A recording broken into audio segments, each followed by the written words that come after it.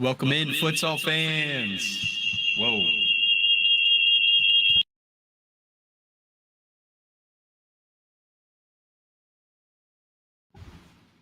Check, check.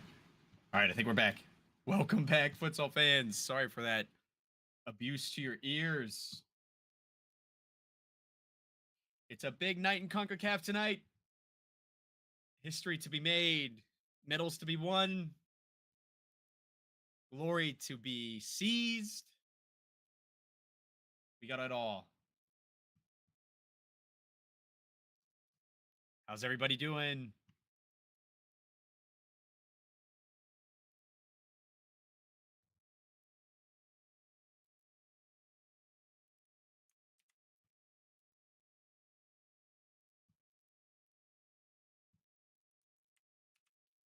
The teams are getting ready. Got some photo shoots going on, all that good pregame stuff. Welcome, guys. Welcome. It's the third place match. It's Costa Rica versus Guatemala. For me, I thought for sure this would be our final until I saw Cuba playing and bet on them live a couple streams ago with Luke. Mentioned I thought they'd make it to the final, and they did. Panama with a big win over Guatemala in the last game in the semifinal. Two teams that have never won CONCACAF before. So later tonight, we will see history, which is super exciting.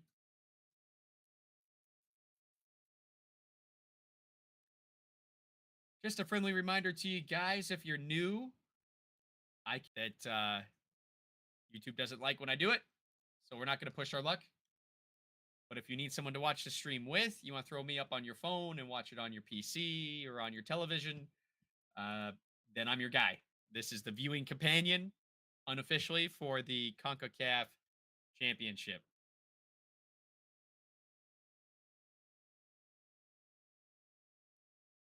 Don't forget to sound off in the chat. Cheer on your favorite team.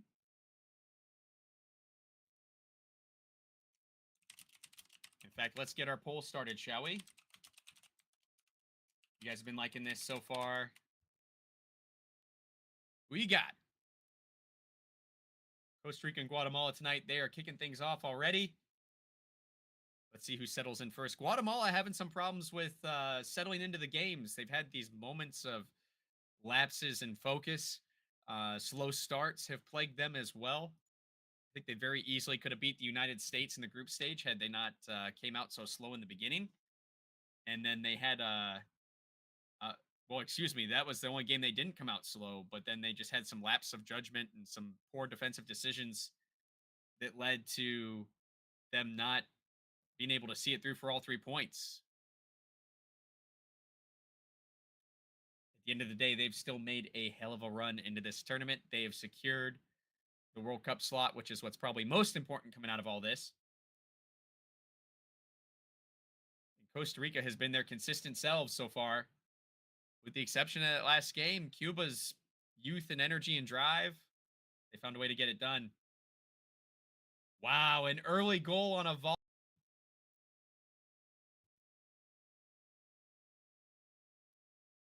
Kick in set piece from the camera side of the court.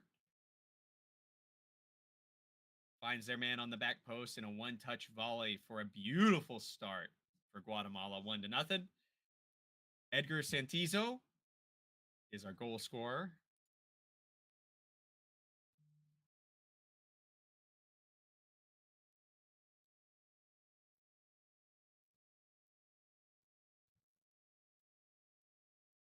Who's everybody got tonight?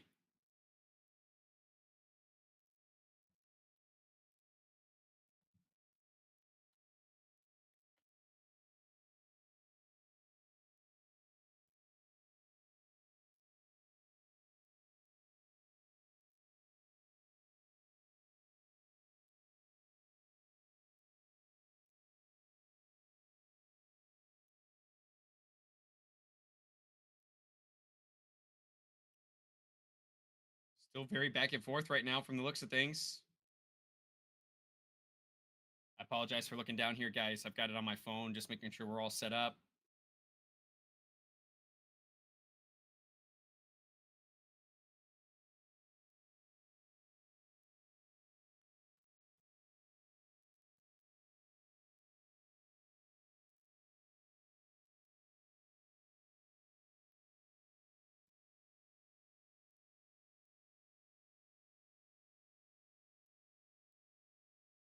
All right. Really excited for this one.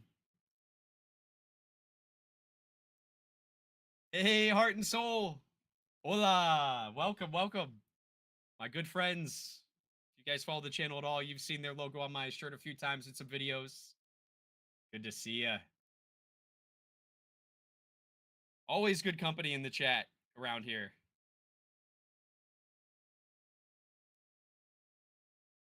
This game should be really good. It should feel like a final.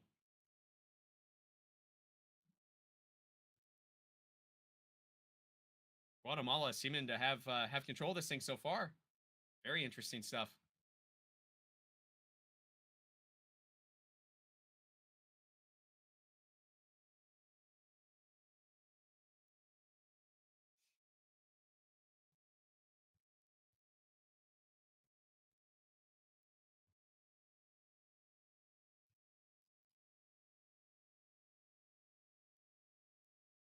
As everybody's finding their way in, we're going to be watching along tonight. Again, we can't air the game itself. YouTube doesn't like when I do that. They tear down the stream. But as far as reaction to this so far, you guys have really come out and enjoyed it. So I think we had over 2,700 people tune in throughout the night the last time we did this, which is awesome. So we're hoping to see more of you guys tonight. And as always, feel free to sound off in the chat. Talk about who you think's going to win, how great of a play we're seeing, all that stuff. And we're going to chat along with you. I don't know if Luke's going to join us for this one. He has some obligations elsewhere, helping stream for the NFPL and their semifinal match. But if that doesn't take too long and he can catch up with us in the final, then I think he does plan to try and jump in. Hopefully we see him soon too.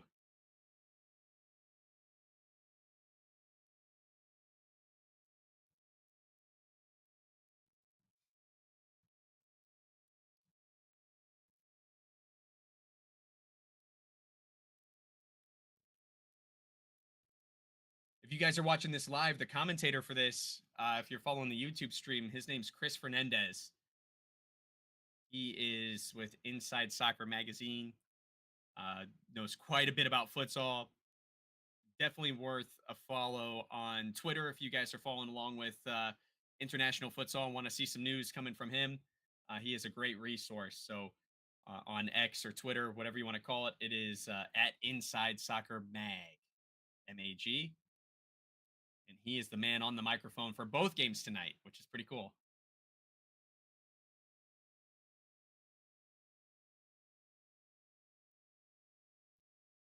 I did not catch who our referee staff is for this game, but there's a good chance we see another friend of the channel, Chris Grabas, as well.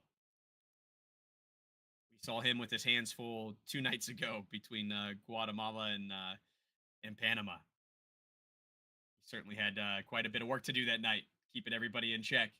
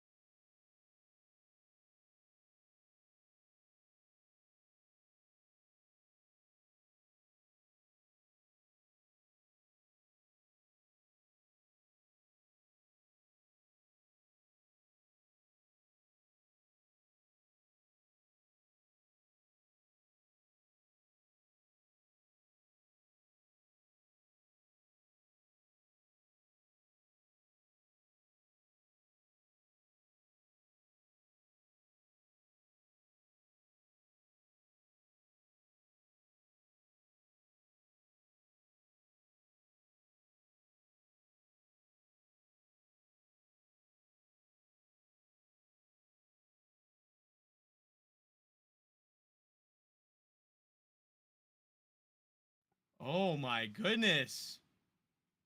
Oh, that is unfortunate. Red card for Costa Rica so early.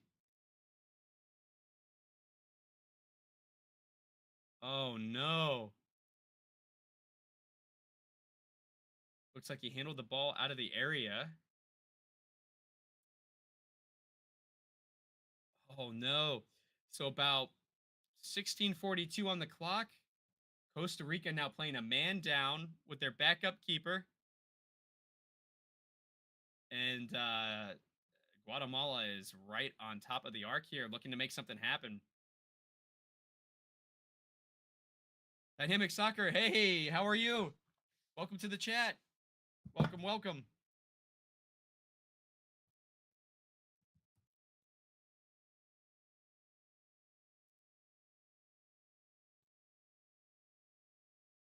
Oh, Guatemala misses their opportunity this time, but man, this is going to be tough to dig out of for Costa Rica. This Guatemalan side is coming out looking very strong so far. A team that's had some slow starts in this tournament, not this time.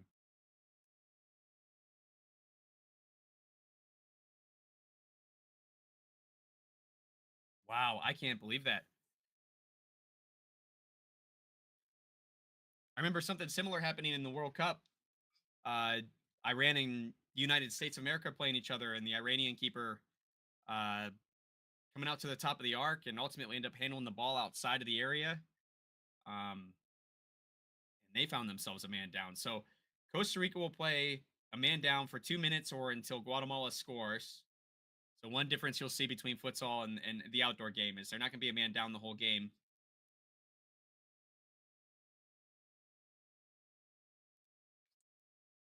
But you got to think that this is a huge opportunity for Guatemala to go up 2 goals and have a nice little cushion.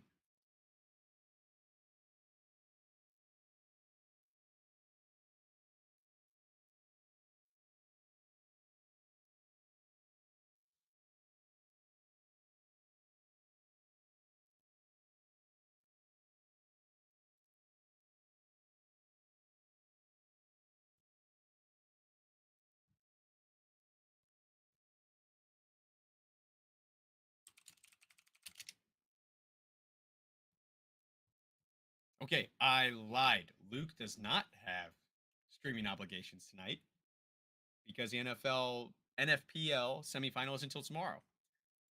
So my bad. I still don't know if Luke's joining us tonight or not. I know usually for these first games he's unavailable because he's right in the middle of dinner time with the family probably right now if I had to guess. Um, but hopefully later tonight we'll see him make an appearance if he's free.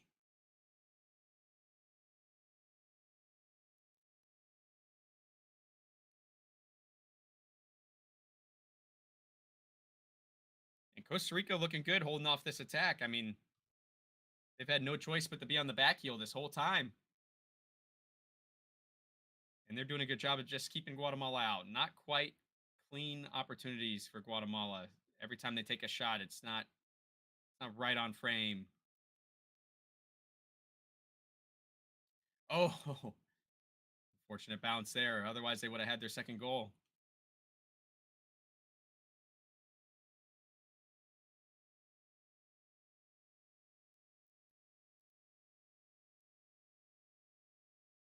Surely. No way. Oh. So, guys, if you're unable to watch and you're just hanging out with me, Guatemala's number 9 is on the back post. Absolutely rips a shot as opposed to tapping it in, and it bounces all over the framework. But luckily, his teammate cleans it up for him, and he gets a second opportunity. And this time he taps it in, and it's 2-0.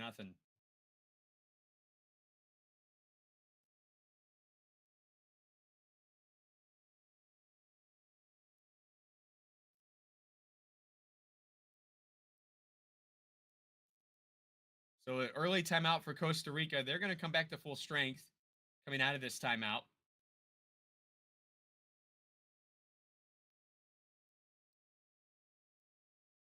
So they're definitely going to want to make sure they make the most of this and find a way to wrap their arms around this game.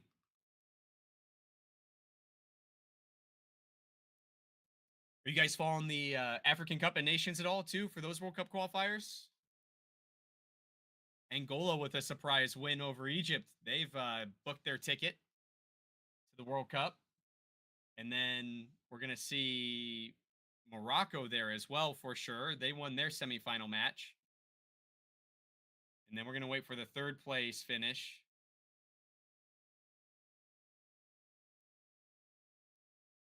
Melanera, yeah, absolutely. I mean, it's the same as hockey with the power play or the outdoor game. You know, sometimes you can absorb a lot of that pressure with the amount of space it needs covered, but it's always a little tough. Always a little tough. And especially here where things are so fast. Guatemala did a great job with the rotations and keeping things moving. Really frustration from the Costa Rica bench I see there. Referee's already doing that universal sign language of that's enough. We're only 5 minutes into this match. It's a little early for that.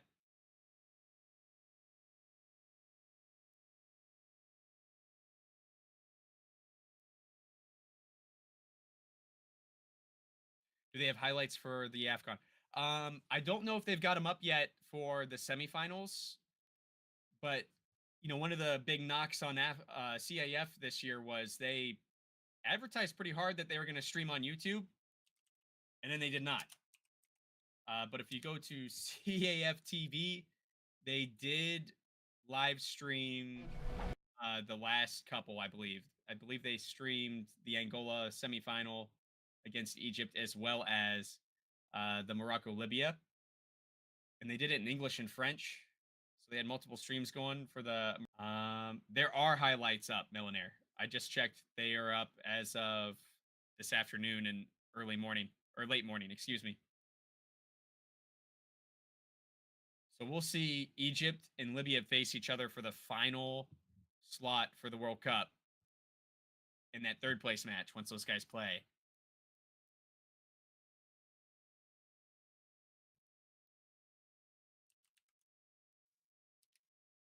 And I will find out what that schedule is for you while we're at it.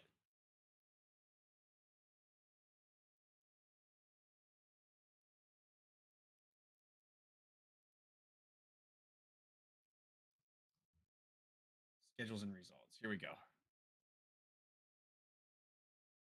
Yeah, Morocco making it in, not surprising. I think everybody knew that, especially being the hosts.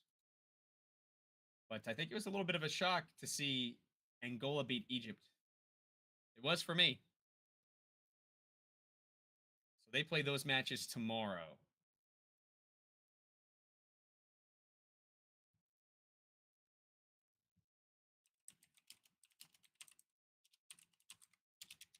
And that's at 12 and at 3 local time.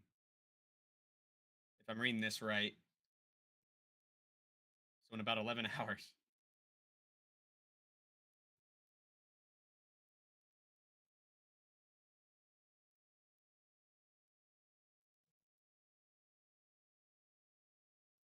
Hey, thank you very much.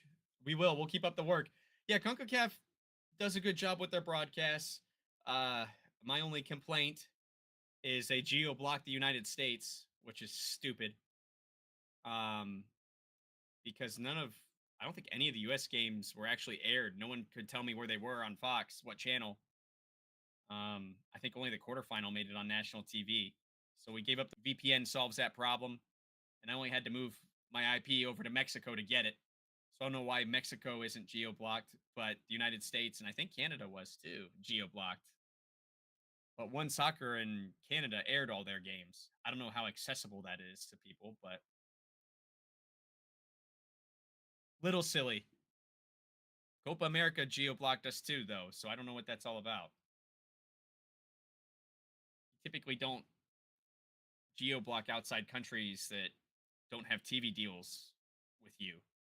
Normally, you make it free and accessible to those countries and protect the countries where you have the media rights, the marketing rights.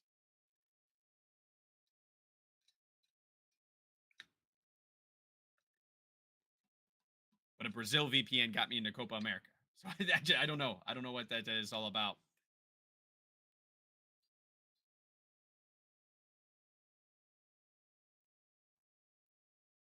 Might be time for some mate.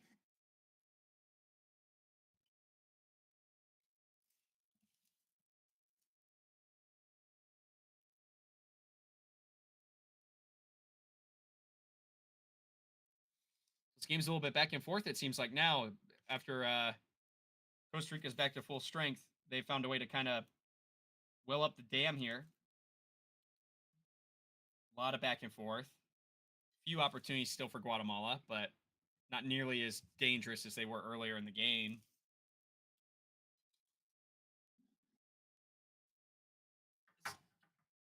Back. All right. Little extra juice for this one.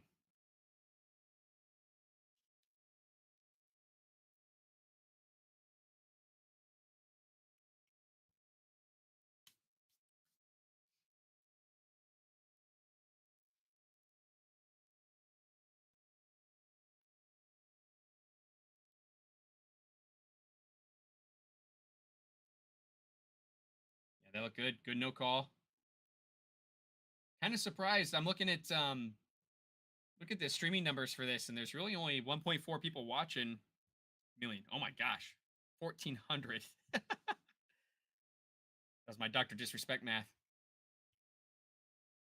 So 1,400 people watching a third place match, and typically Costa Rica and Guatemala fans show up in these streams. I don't know if maybe it's because it's the third place match, maybe a little bitter that this isn't the final. I don't know. But I think this finals match is going to be very, very impressive. Two really entertaining sides.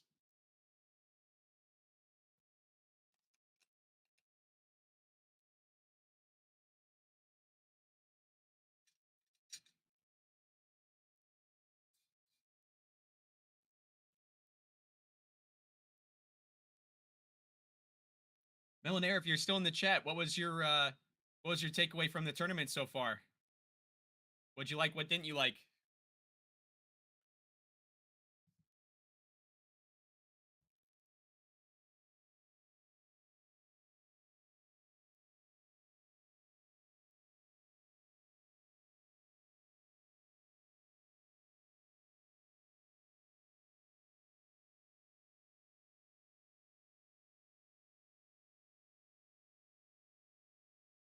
I'm willing to admit, watching the games, I did not expect Costa Rica to struggle in the semifinal. Up until I saw the matchup with Cuba and the way Cuba had been playing going into that game.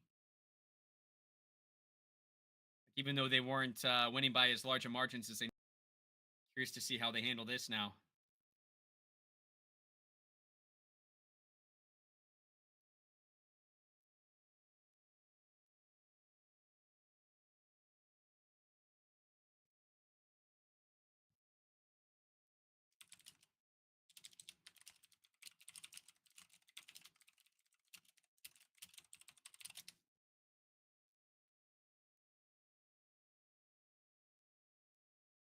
Yeesh.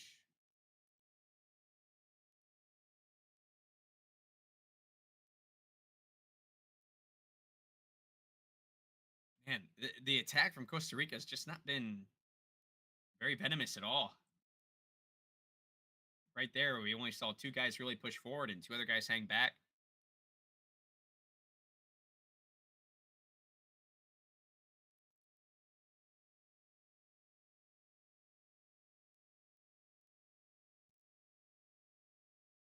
Yeah, this should be an entertaining night for sure, I think.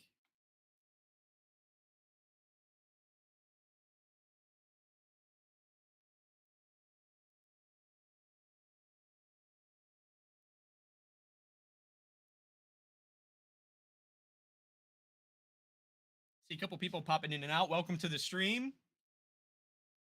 Right now we're watching Costa Rica versus Guatemala in a game companion style. We're gonna be sitting here watching it. Unfortunately, I can't show it on stream, but uh, if you guys are watching at home and need a buddy, that's what I'm here for. Let me know what you guys think about the tournament.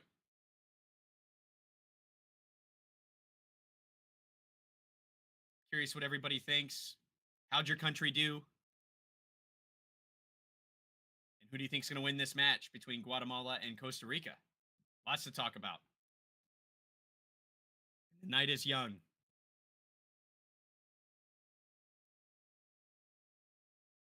We'll see if these matches go on as long as the semifinals did.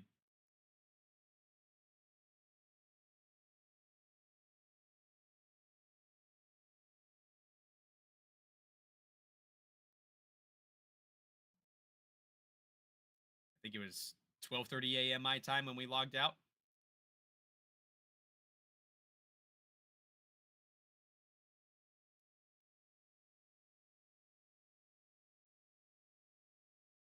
Game's a bit slower than expected, but some of the goals were cracked. Yeah, yeah. U.S. game versus Panama was special. All in all, can't complain. Nice. Yeah. Yeah, I think it was a good turnout. For me, I think my high spots were the Dominican Republic was a pleasant surprise. Really enjoyed watching those guys. And Canada. Canada was another big um, positive for me in this tournament that I really enjoyed watching. Really enjoyed watching that Canadian side. A lot of heart when they were up against adversity, scoreline wise, or they didn't get into too much foul trouble, but I think once or twice they did. With the exception of one incident, they handled themselves extremely well, and they were really really admirable performance during this tournament. If they wouldn't have given up that red card in the last minute and a half as they were making that comeback against Panama, this could have been a different tournament.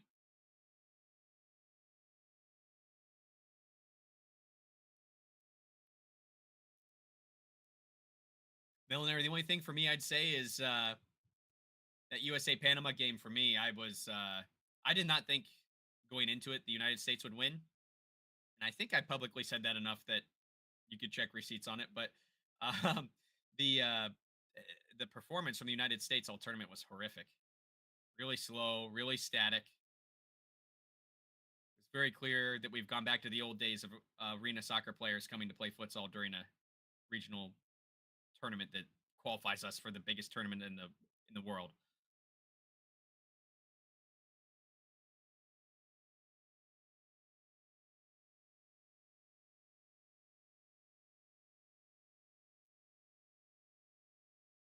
But I think we all saw the writing on the wall in that going into this tournament. The people that were tuned in and really following futsal in the US, I think, knew that was going to happen. Ooh, real close. Off the post for Guatemala there.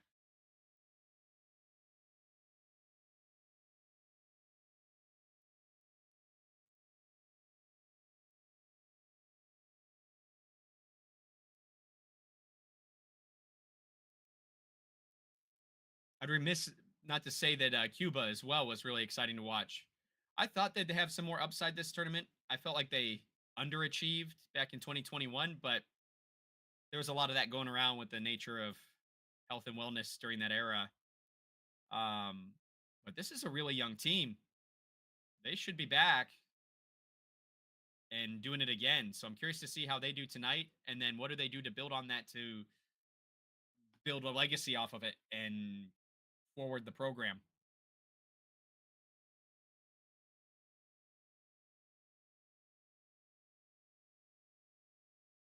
Hmm.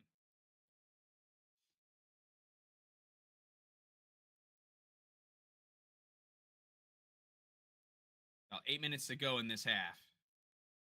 Still 2-0 Guatemala.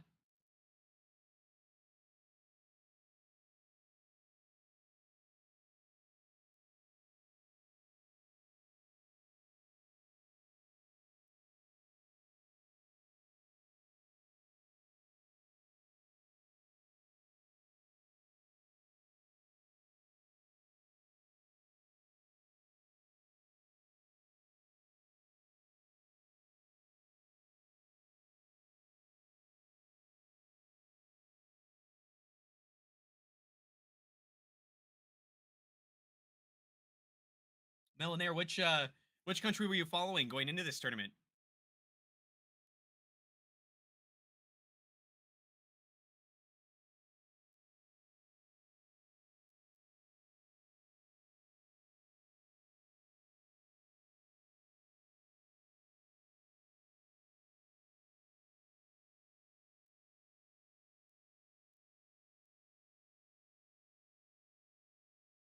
Oh, I should say too, if you guys are looking for streams for international futsal right now, they're easy to find. So even though CONCACAF is ending, like we mentioned earlier, the Africa Cup of Nations is going on. That final will be tomorrow.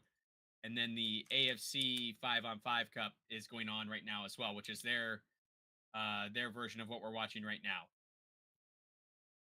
I think they call it the Futsal Asian Cup. And some surprises there already too.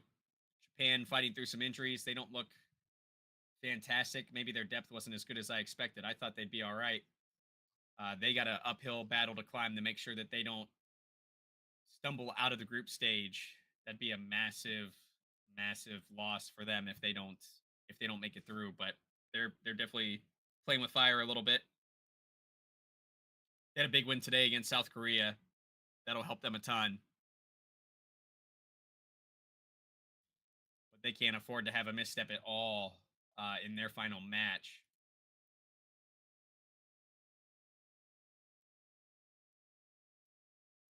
And that'll be against Tajikistan, which is currently tied for first. So tight table there in that group.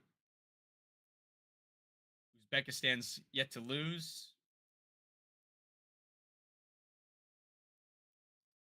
But even if they move forward in this tournament, they won't impact the number of slots won by the AFC since they're already the World Cup host.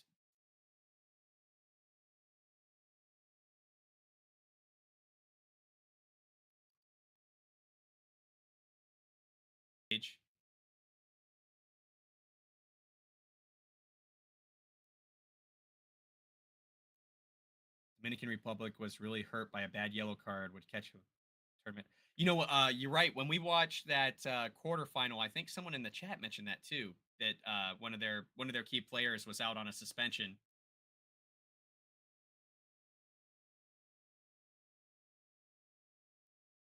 I was looking through that roster. That Dominican side looks like they're a little bit older as far as the average age of the team is too. I'm curious how they build from here. They've had a really successful team, but I don't know if most of those guys can make it another 4 years and show up again. A lot of them were in their 30s,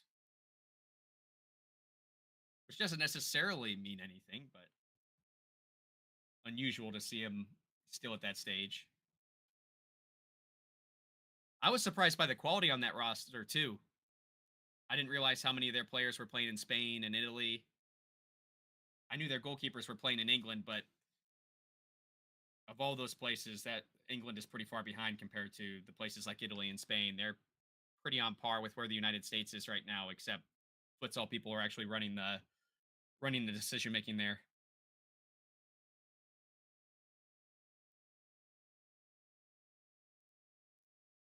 That's a really unique situation over there in England, actually. So the English FA does not actually manage the futsal teams. There's actually essentially a private company that is managing it on behalf of the English FA. So they're called England Futsal, and they have the right to the crest. They represent just like they're a traditional national team, but it's essentially contracted out and managed by a group of futsal people with a very limited budget from the English FA. They have to fund a lot of their own stuff, even down to physicals before international travel and stuff.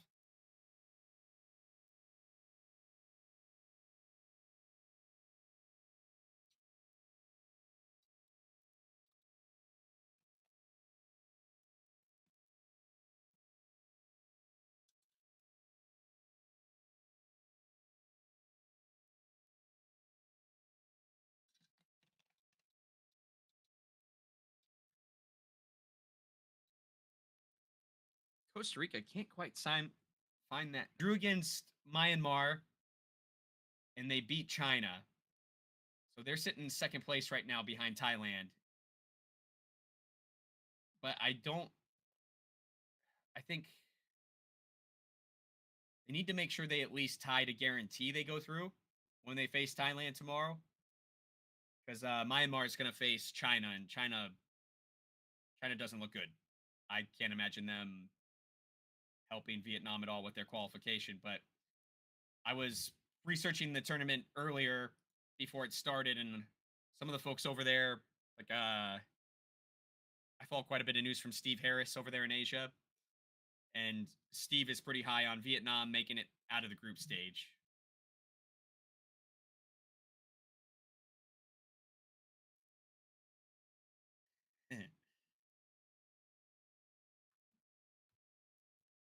Although Steve also did admit that from what he's seen, and albeit limited because there's not a lot of exposure to the Vietnam team, even over there, not much has changed in the last few years. They've been somewhat stagnant. So he was kind of questioning if they could pick up any of the slots for the World Cup or not. He said it might be a toss up.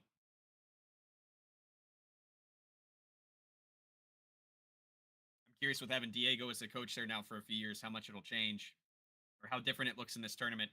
But I haven't got to watch them play yet. I caught the Iraq Saudi Arabia game the other day, and I caught uh, Japan versus I can never say this right, Kriegs Republic, when Japan was upset by them in that very first game.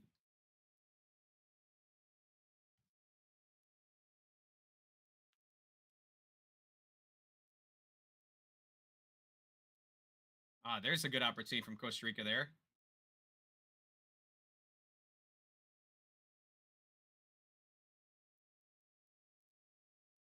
A little bit of a slow windup for them.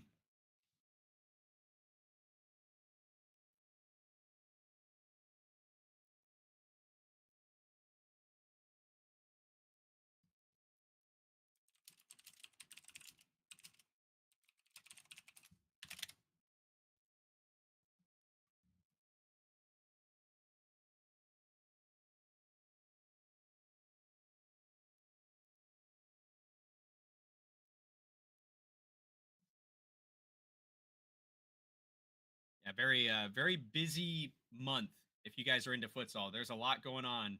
Three of the confederations doing qualifiers. Two final slots for UEFA getting wrapped up this week too. We saw Croatia make it through and Netherlands make it through to wrap up the UEFA slots. We beat Poland and Finland respectively.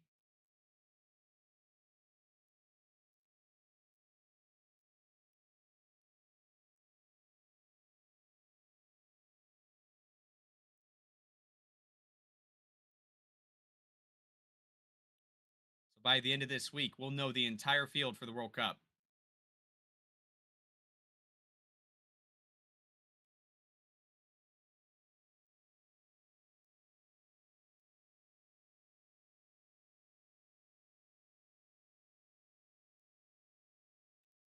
I've noticed the pace of this game is slowing down quite a bit.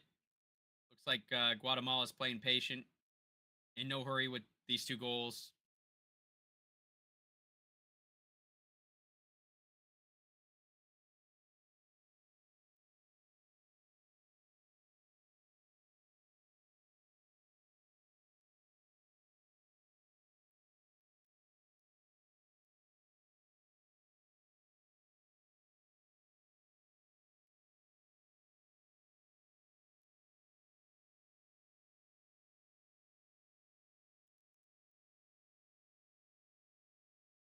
Man, not what I expected. I thought it'd be a little tighter here in the first half.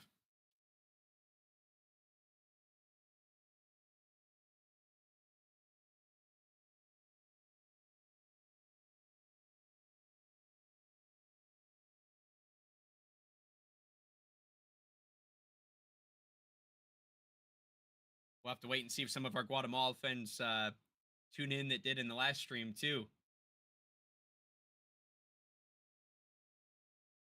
We had quite a few Guatemala fans in here a couple days ago.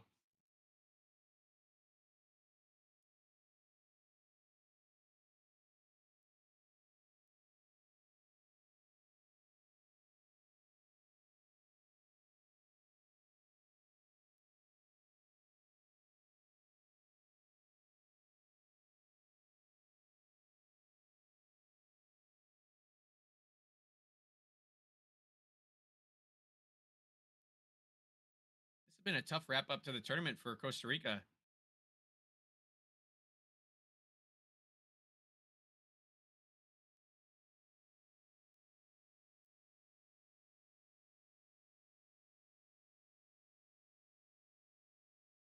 There's quite a bit of pressure from Guatemala right now too. They're high pressing pretty good and not giving Costa Rica a lot of room to breathe.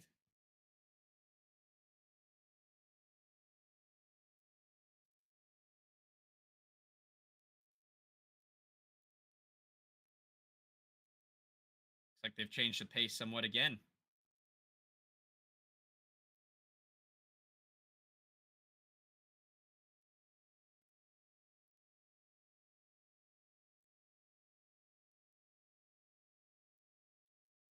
Otto, if you're still in the chat, did you see the games 2 days ago, the semifinals? Wanted to ask you a question yesterday, and I forgot about the Cuba match against Costa Rica. I noticed in the second half, in both of the added extra times, the last like 45 seconds, Cuba just killed the time. I was a little surprised they wouldn't press and try and stop the game from moving on to extra time or moving on to penalty kicks, but they seemed content with just holding out the ball, and Costa Rica didn't pressure them to try and stop them from doing that either. I was curious if you would have an idea why they would take that strategy.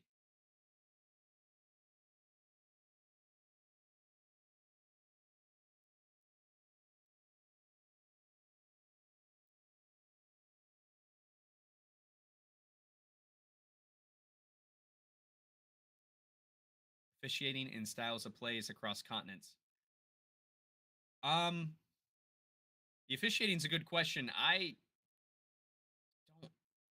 I think that. Let me put it this way. I think that the officials in places like South America and Europe and even Asia, there's more infrastructure there, so those guys get more time. Just like the players get more time on the ball, they get more time on the court to hone their craft. And so I feel like they are a little sharper. I would even say they look more confident in their decision making. Um, Whereas places like CONCACAF, you know what? There's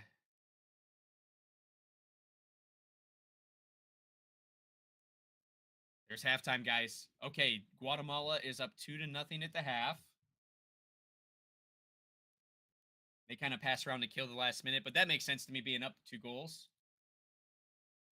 To answer your question, Melanair, I think that the officiating is it's a little easier to buy into and a little more confident coming from those couple of bigger associations for that reason. Whereas, there's American referees here, but how much quality futsal are they really refereeing within the United States? And where do they go to find that quality futsal if it's not going to be here? Makes it harder. And then as far as styles of play, again, places like CONCACAF, it's a little more glaring to me than maybe say even AFC. Uh, the Asian Federation certainly has some gaps in talent, much like CONCACAF does, but you can really tell who's pulling from a futsal pool of players and who isn't in CONCACAF. And in AFC, at least the teams that aren't as good as those big powerhouse teams, they're still playing futsal when you're watching them. Um, I like South American futsal. I like that fast pace, the flair. Um, so I tend to follow them probably the most of anybody, including United States futsal. I think that I follow more Argentina and Brazil than anything. I know a lot of people are big fans of the Spanish league and the Portuguese league as well, but it's just a little easier for me to catch games because of time zones and schedules, game schedules for those South American clubs. And they just have such high quality clubs that their referees and their players get better touches. Those players travel the world and find homes and places in those other big domestic clubs in Europe. I really like watching Champions League, and I think Champions League semifinals start in 2 weeks, and you can watch those on UEFA TV. You can stream that. Kind of your stereotypical teams in it this year. No underdog. Dark horses, I should say. So you got defending champs Palma out of Spain. You have Barcelona with Federal coming back at the best possible time. He had a beautiful back heel the other night that kind of became viral within futsal circles last night and this morning. And then the other two teams are Benfica and Sporting out of Lisbon from Portugal.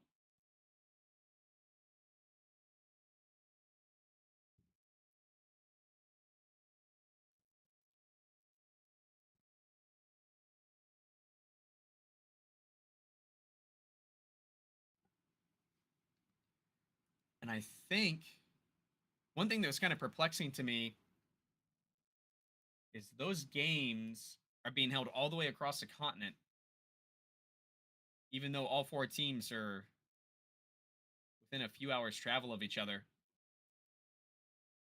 And the host location was picked after they knew who their final four was. So little surprising to me that UEFA is forcing these teams in a sport that's typically financially burdened to then travel as hard as they're forcing them to travel. So little strange to me.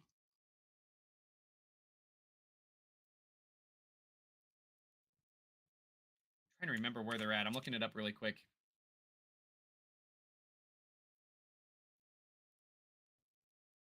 It's a really cool building. I remember that. It looked really unique.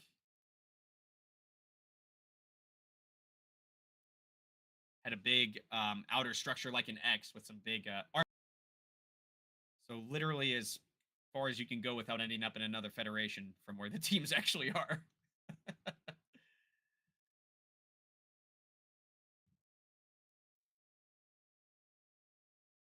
Both teams were exhausted. All teams played 5 games now in 6 days. It's not worth taking the chance on offense to make a defensive mistake. It'll eliminate you from the tournament. Okay. Makes great sense.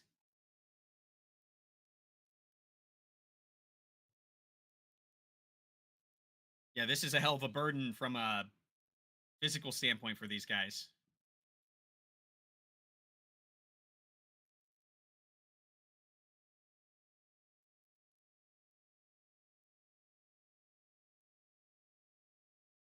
Nine? Yeah. Yeah, I'm excited to see how that goes. Angola is probably feeling really good right now. I just don't think they can meet Morocco's quality, but and he is out for the tournament. He is for sure not playing tomorrow. But the depth of Morocco is just so strong. I mean, this is a federation that sends their U23s to play in international friendlies against first teams. So I got a really hard time believing they don't wrap this up, especially being the home team. All these games are happening in Rabat right now in Morocco. Um, and Morocco is one of my favorites to go really far in the World Cup when the time comes in September and October. It's always hard to say without seeing how the breakdown will be out of the groups and who plays who, but I could very easily see Morocco in at least a third place game by the end of this World Cup.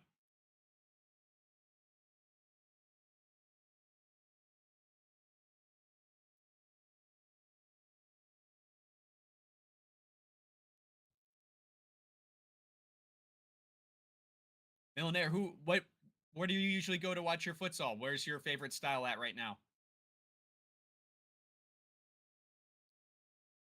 Hey, Caminante. Hey, I was just saying earlier, I was curious when you guys would be tuning in for the Guatemala game. We had quite a few of you in the other day. Game's looking good. Guatemala's up 2-0.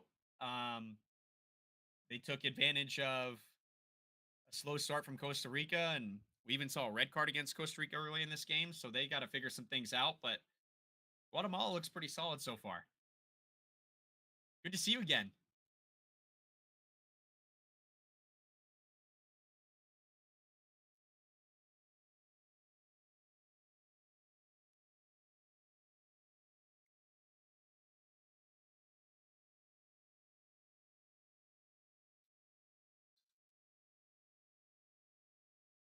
I'm still thinking about that bike from the other night.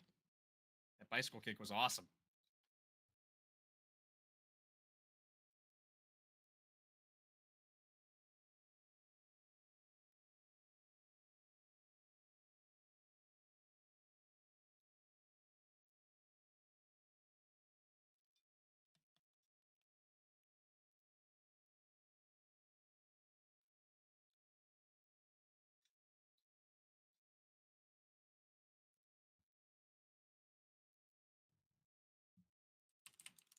Looks like Luke is going to join us for the final. Just got a message from him. So we'll see him later tonight, which is awesome too.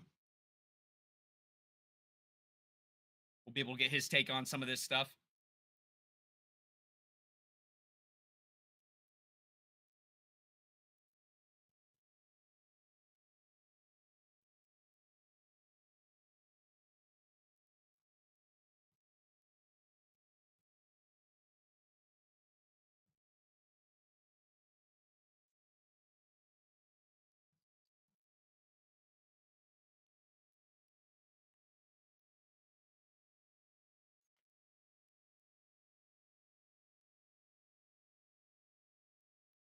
Keeping an eye on Monday for AFC too. I'm just going back through the schedule again because I was trying to remember when Afghanistan plays. They face Bahrain in their last group stage. And looking at this schedule now, Iran faces Kuwait, who's currently in second. Iran in first. So if Afghanistan gets some help and Iran beats Kuwait, they could potentially swipe away a spot here and guarantee their way through. And overall, Afghanistan's looked pretty good in this tournament. The draw against Kuwait hurt them for sure, but they were in it with Iran.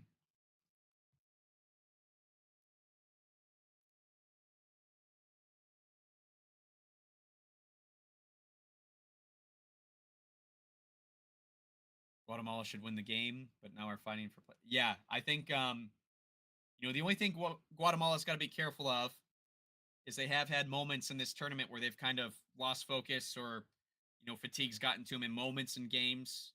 There's been spots where opposing teams have had a chance to get back into it. But if they keep playing like they are right now, I think they'll be fine.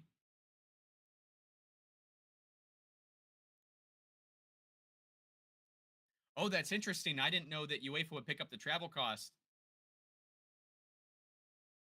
And it must be nice to have a federation that's so invested. That's so cool. That's really cool.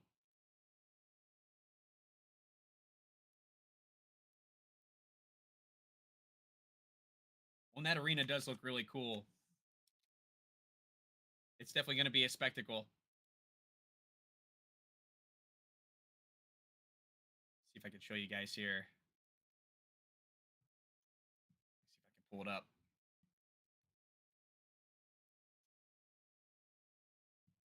Hold up.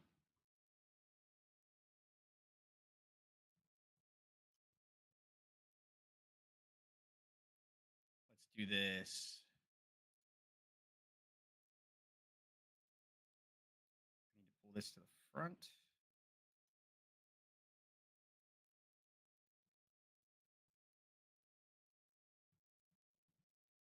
All right, here we go.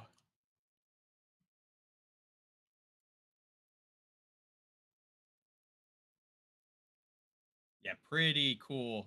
A lot of character here.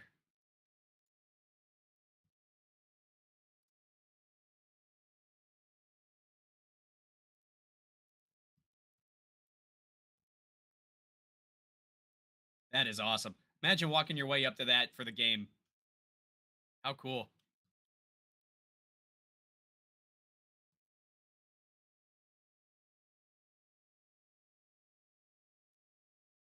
Oh, you're in the UK. Okay. So I know a couple guys in NFS. We've interviewed Richard Ward with Bloomsbury, and I follow his podcast with Cookie right now. They got some really good stuff going on. Big fan of what they're doing over there. I'd like to try and get Cookie on for an interview, especially since he seems to really be leaning into the coaching career, and I like where his head's at. Yeah, this is a really cool arena.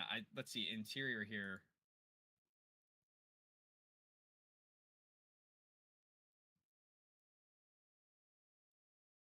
Oh, yikes. Okay, that's not helping us at all. That's cool. That's a really cool place. In futsal, since we can do this in smaller venues and 10, I wonder how many seats are in this place, but it seems like a lot of places. Yeah, so in that range at 8 to 10, 8 to 12 range.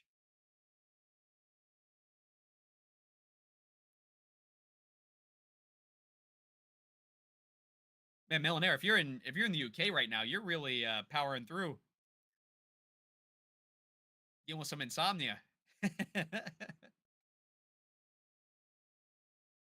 this place is pretty neat. I think that's going to be interesting. I'm looking forward to see how it looks on TV.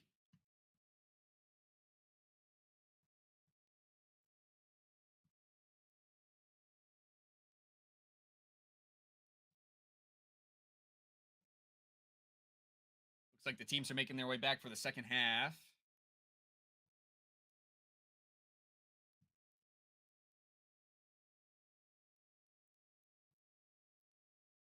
Here we go. All right.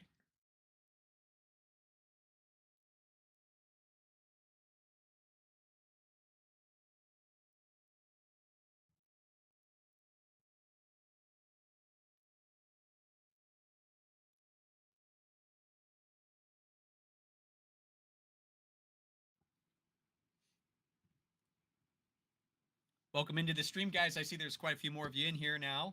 As we carry on tonight, third place match right now, Costa Rica versus Guatemala. Get ready to kick off here.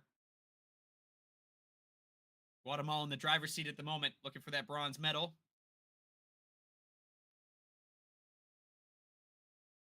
And then in about an hour, we'll see the start of the final between Cuba and Panama, which is going to be crazy. I played with Ward for uni. Oh, how cool. Nice. Yeah, Wardy's a good guy. I had a ton of fun when we did our interview.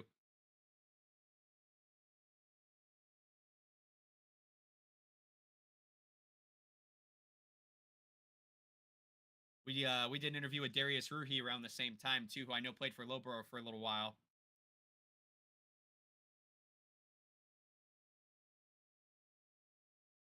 Ooh.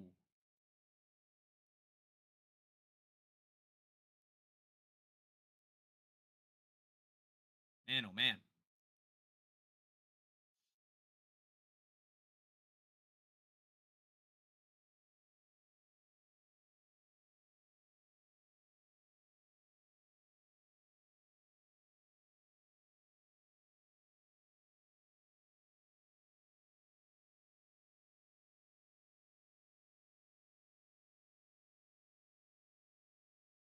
Curious to see how Costa Rica responds for the second half.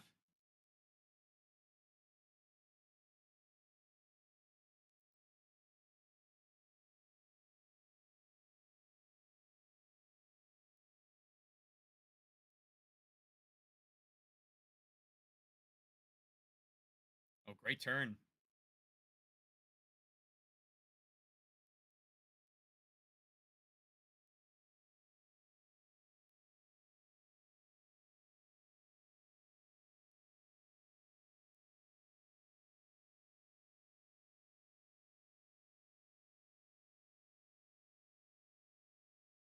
Great chance for a crowner here for Costa Rica.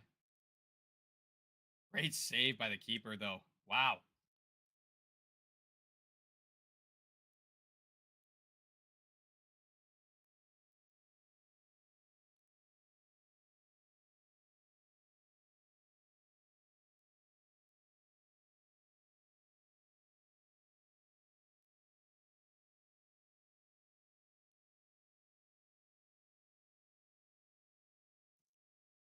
I think the Morocco will do very well, but after the opening round, I believe a lot will have to do with the quality of their goalkeeping. Ah, okay. Yeah, the rest of that team is so mechanic. I mean, they just don't miss a beat.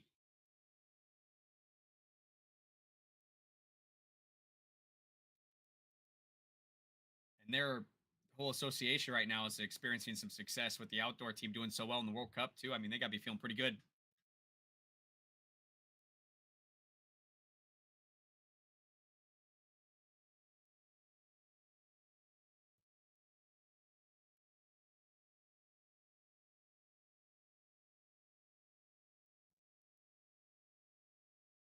Spanish internationals that are playing in that and get a feel for how they're going to look, too.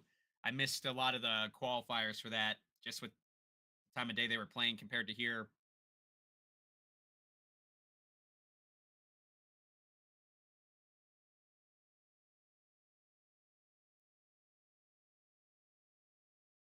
I know it's not a direct correlation, but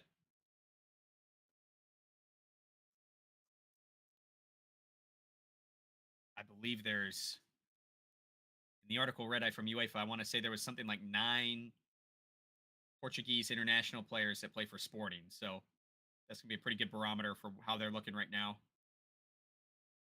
Ooh, Costa Rica. That's the best offensive effort I've seen from them in a bit.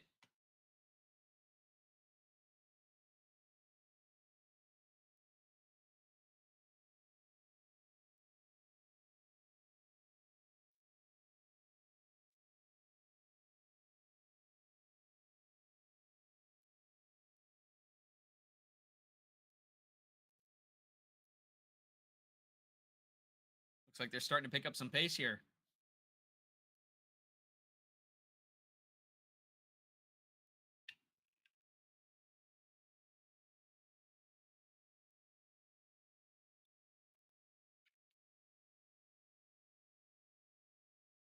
They're not on the court for physicality or even for dissent.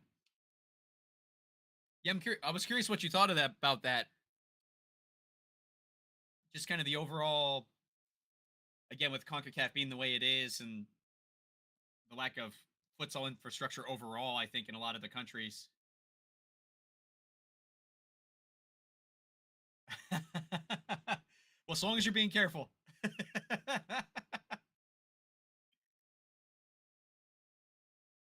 Yeah, curious with. I think the refereeing in some of the other federations is a little stronger overall, but they just see so many more games.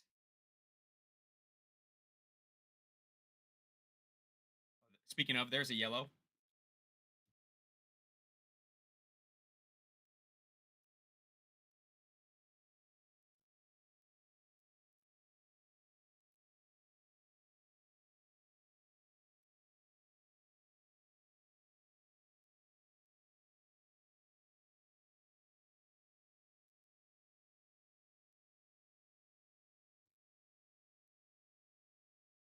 Roberto Alvarado for Guatemala comes up with that yellow.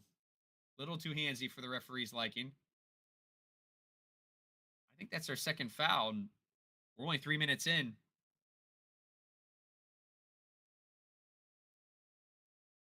Great back heel. Oh,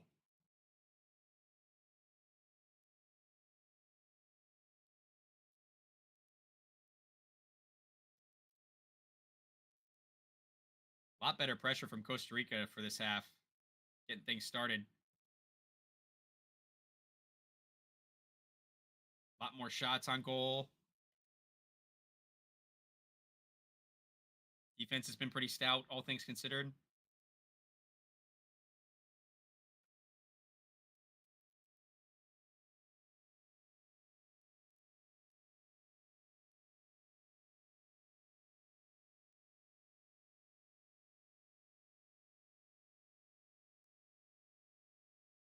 Guys, too, if you're in the chat and you want to share the leagues you're following, I'm always curious what domestic clubs you're following, what leagues you're following, where to follow them. Always looking for more streams. We have a Discord channel and we share stream links there to get the word out for all these different clubs and countries. So a lot of what we share right now is at Argentina, Brazil, NFS when they in England when they are on YouTube. A lot of the games for NFS this year have been unavailable to us in the States because of the TV deal with TNT. And just I think the timing of how NFS is able to stream and when with that TV deal being kind of a sensitive topic. So I know that that deal ends after this season. I'm curious to see if we see more of them on YouTube or if that deal renews. I want to say it was a year ago, maybe 2 years ago, that deal was in question when Discovery bought, I believe it was Warner over there. Trying to remember how that worked out for the exact businesses that were involved, but there was a moment there where we didn't think we are going to have a TV deal in England anymore with that merger or purchase. I would love to see it come back to YouTube for selfish reasons because then I'd be able to watch it. But because that timing for them is great. You know, a lot of people in the United States watch Premier League in the morning. I was watching NFS. And then I've also been watching some Northern Ireland futsal as well to kind of fill those voids for my Saturday morning coffee and futsal.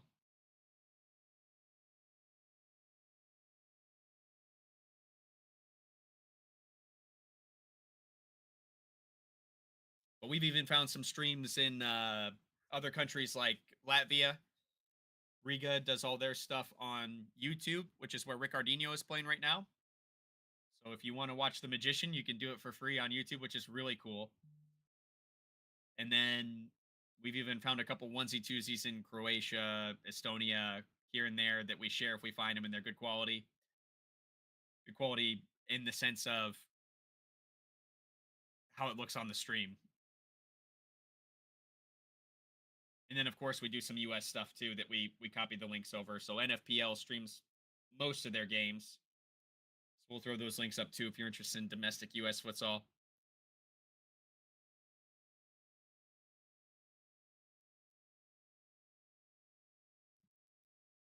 But always looking for more.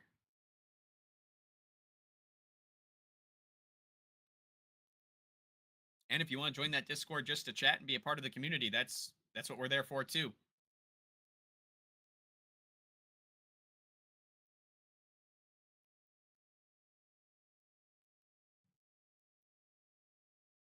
So there's places to chat, places to post your links, brag about your team, all that fun stuff.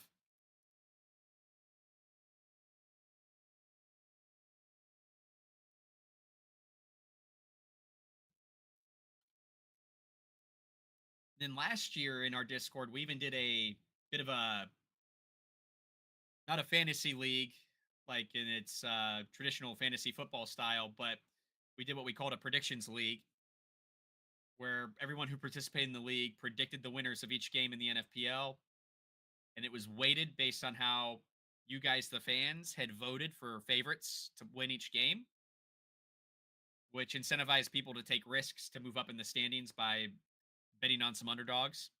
Uh, I use the term betting loosely because there's no money involved. Uh, but this year we didn't do it because the NFPL shrank by so many, 6 teams, 6 less teams this year than there was last year. That I just didn't see the point in following the same 3, 4 teams playing each other in each division and trying to make a league out of it. Just didn't make much sense. But if we can find a place to do something similar to that and you guys are interested, I would totally manage that again and do it again. I still have the template for it to do some easy maths and willing to do it.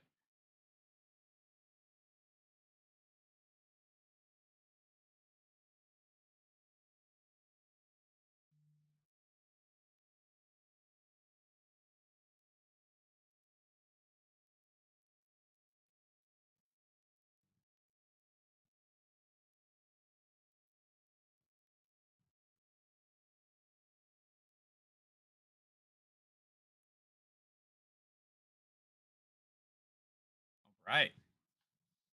Looks like both teams are kind of settling in a little bit. We're back to where we were in the middle of the first half with a lot of back and forth, not a ton of venomous opportunities on goal that are really getting us on the edge of our seat.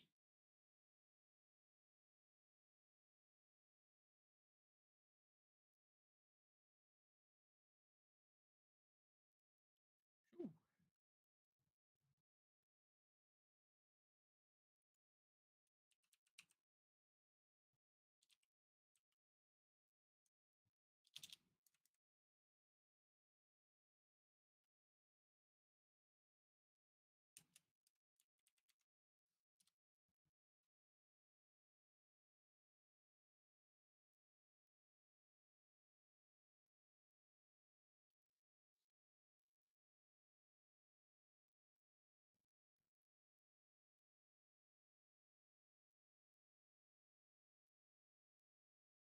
Costa Rica pressing pretty hard right now, forcing some turnovers, but can't quite keep the ball after the turnover, giving it right back right now.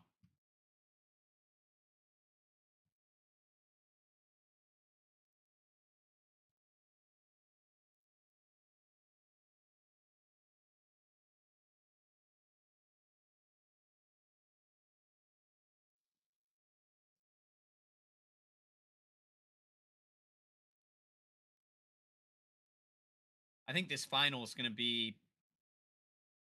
I'm leaning towards Cuba actually for the final. That might be shocking to some people, but they've looked really good. They've been on a hot streak, and the youthfulness of that team, I think, is going to benefit them with having so many games within a week here. Kind of like Heart and Soul was saying earlier, this is a really tough schedule. They have had a 1 day break, but it's only a day after playing so many games back to back days.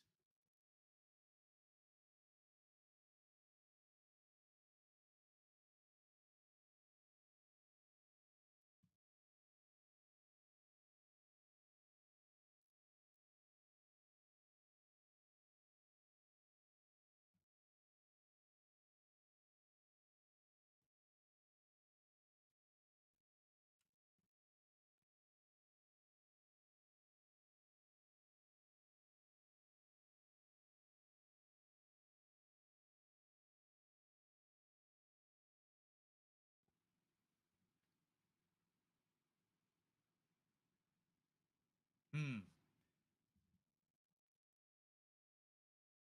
Quite a bit of back and forth.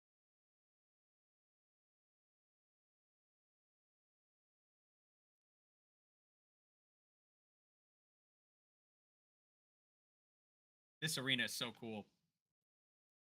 I've said it a couple times, but I like this kind of open air concept on that first floor, and the balcony is so steep. I bet up in those top seats, it feels like you're right on top of the court watching.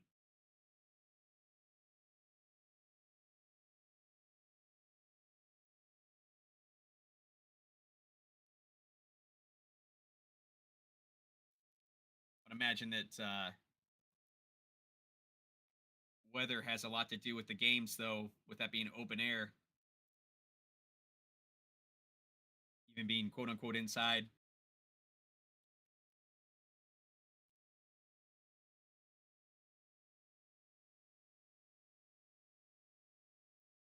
About halfway through the second half here, Costa Rica looking better, but still not quite.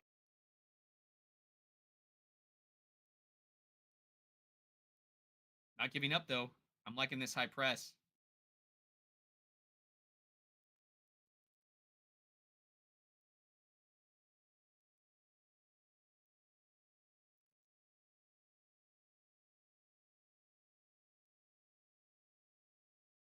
I think Guatemala is making it tough for them to get a string of passes together, which is certainly having an impact.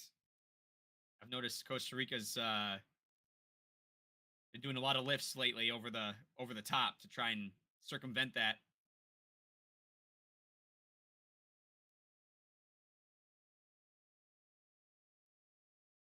Oh, great to hang on to that, and it's a goal. Wow, great goal from Guatemala.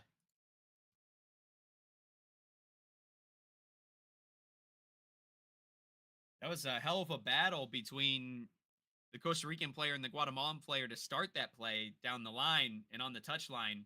A lot of back and forth, but they're able to dish it back out to the top of the arc and find number 12 for Guatemala, who has an easy tap in at that point. Across goal. That's Johnny Diaz, it looks like, is how you say his name. Raihani Diaz with not really a hard J in that. I probably should have known better than to say that in Spanish.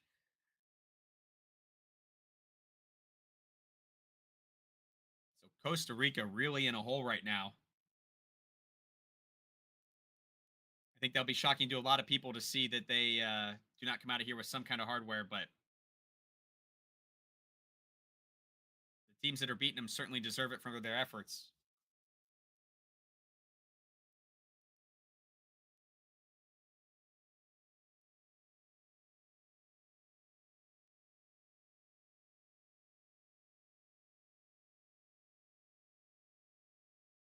Ooh, bad giveaway there.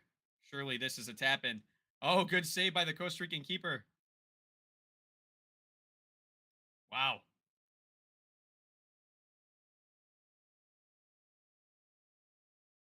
Pretty sloppy in the back from Costa Rica there to let that happen.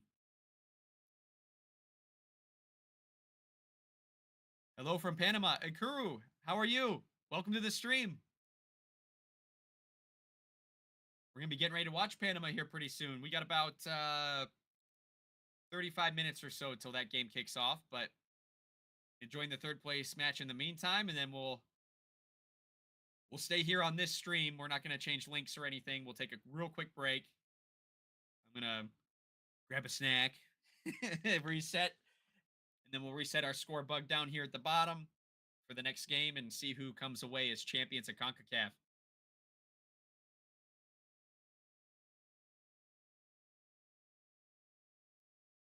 Great teamwork by Guatemala. Yes, it was.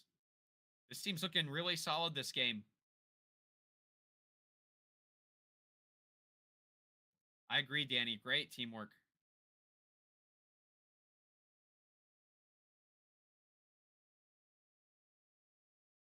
Looks like we got a timeout here for Costa Rica. 8:37 to go in the second half, and they need to figure out how to get through this 3-goal deficit.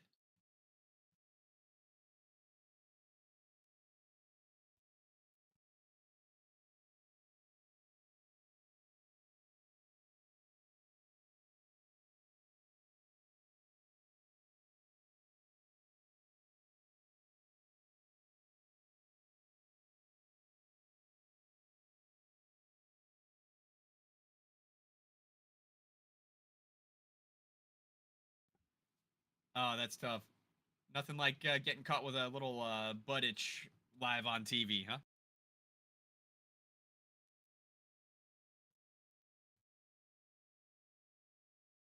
All right, so out of the timeout. Let's see what Costa Rica does here. Setting here.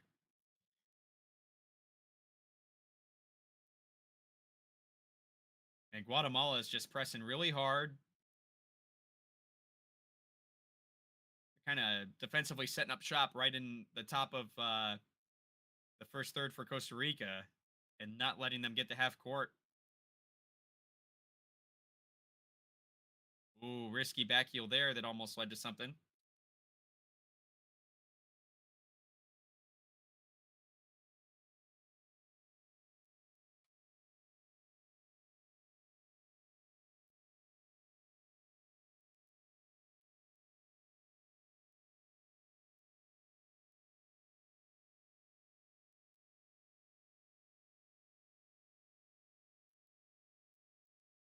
Ooh, nice little poke. Guatemalan keeper wants a little action. Yeah, okay, there we go. Costa Rica back on it.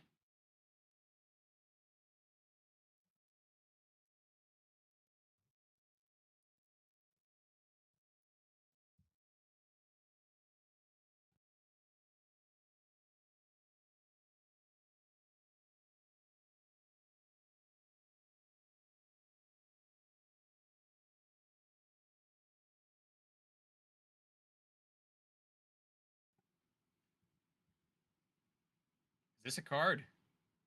Sure enough. Another yellow for Guatemala. It's only their second foul at the half, though. So no real risk from here.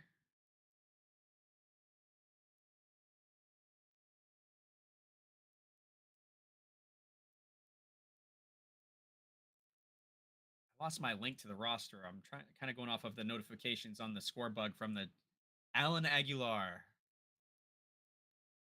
Is the one that picks up some color.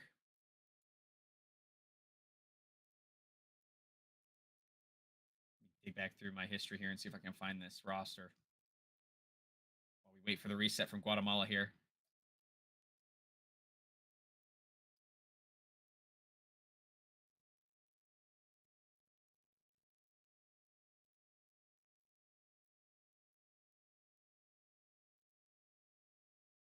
Ooh.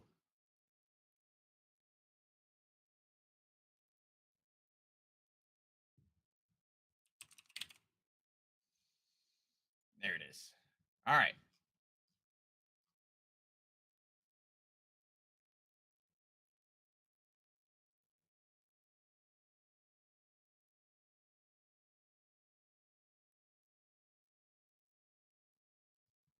One thing I found interesting about the Costa Rica roster is I noticed a lot of these guys are playing over in Poland.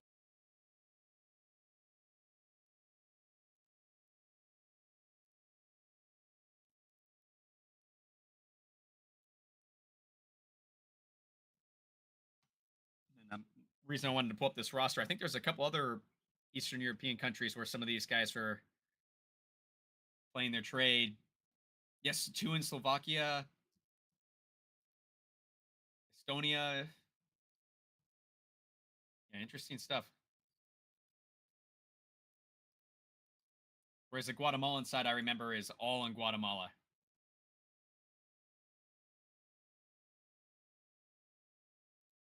Does YouTube give you the option to translate Spanish to English in the comments? I do not know much English. The crew, not in the comments, but I can do it through Google. If you would like to speak Spanish, what I don't know, I will ask Google Translate to help me with. I'm fine with that. We did that the other night for someone else. So that way you can still participate.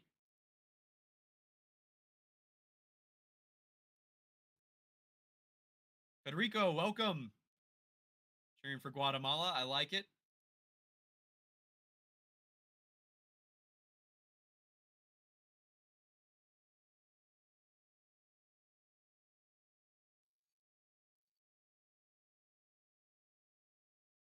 Welcome to the stream, guys.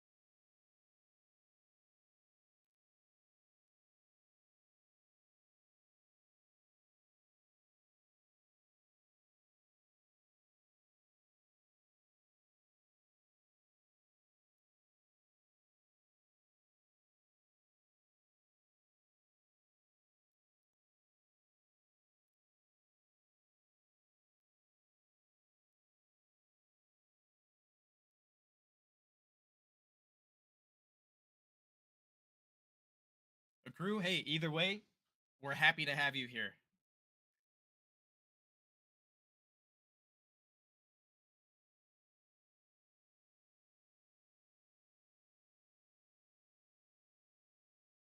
Always glad to see people in the chat. Welcome, guys.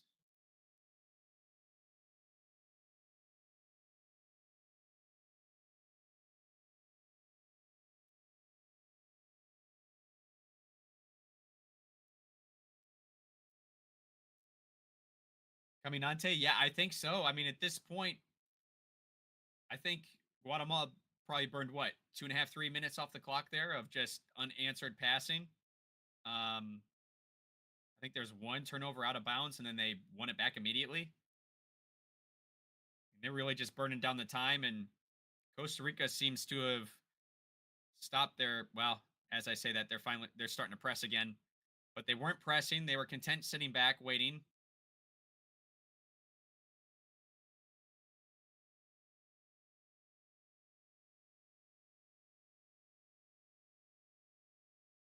With 4 minutes left, I mean, that's still a lot of time for futsal. We could see something from Costa Rica still, but the way this game has gone so far, I'd imagine that's unlikely.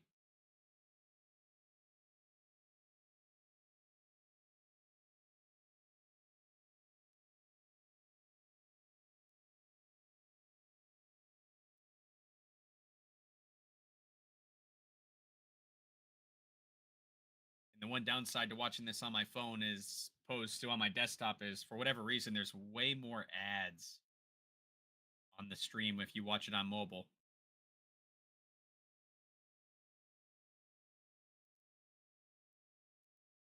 I guess I'm just doing my part to pay the ad revenue to CONCACAF for watching the stream.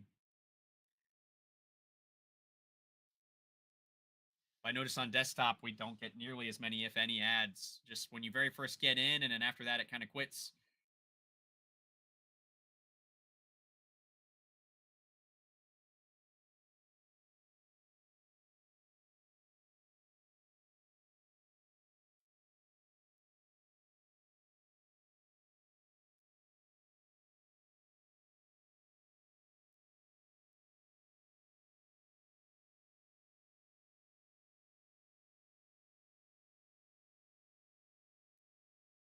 Costa Rica switched back to a bit of a high press, but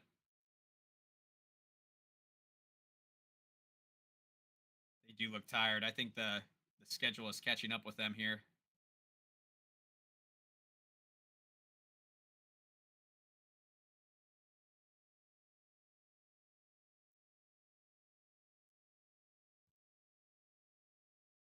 A lot of surprising turnovers for me for them with just passes out of bounds and stuff.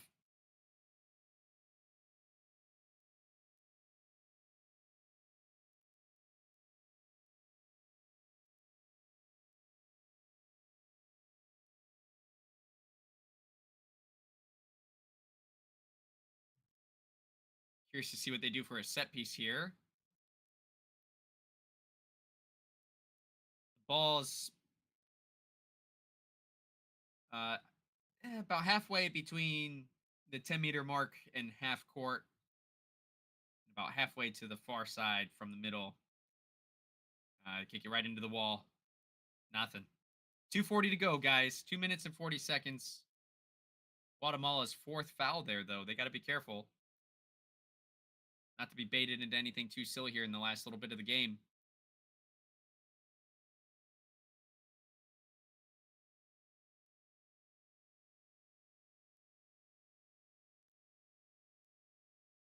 Oh, wow. How'd he get a foot on that? Good counter from Guatemala, but they just couldn't get it across the goal.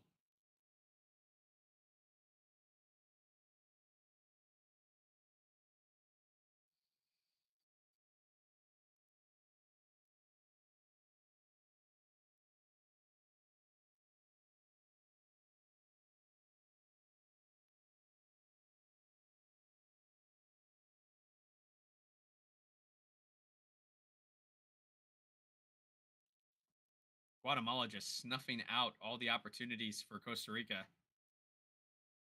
They can't quite seem to get anything quality shots wise across the face of goal or on frame.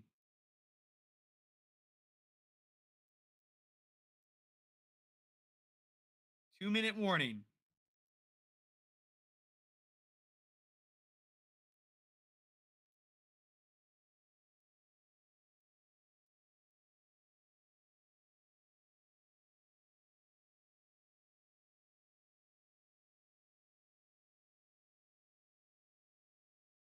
Way to dig out there for the Costa Rican player.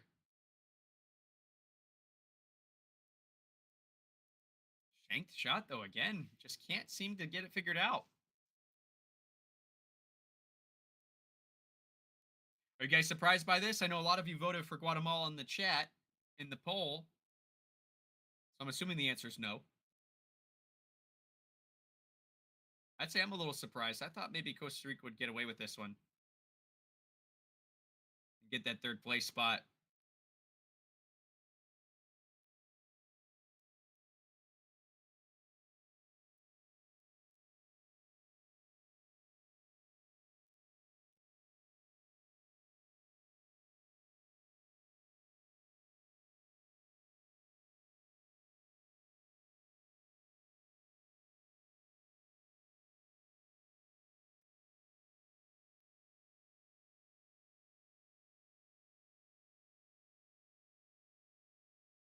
Oh, that's a great little play right there.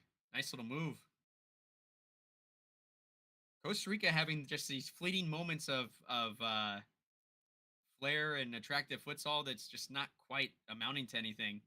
And now they got 40 seconds. You got to figure. I mean, this game's been over for a minute, but Guatemala's got to be having their eye on the clock right now and thinking about that award ceremony.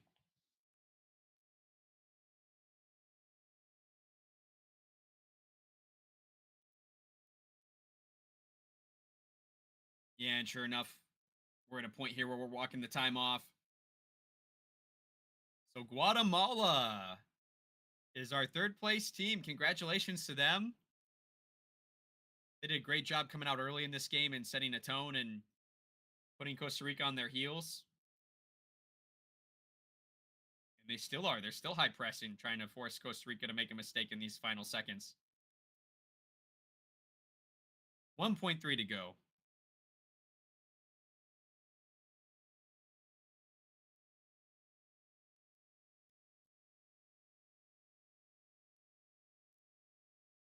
There it is. Oh, and there's the Guatemala fans. They've been great during this tournament as well. The fans showing up at semifinal, they had a hell of a crowd, nice noisy crowd backing them up. And they get rewarded in this game, a very convincing 3-0 win for them.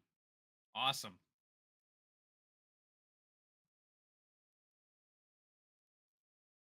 So it is 3-0.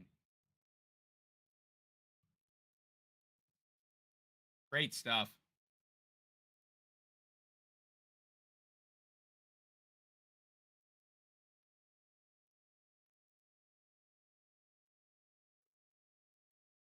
Yeah, definitely should be proud. Came out of a tough group.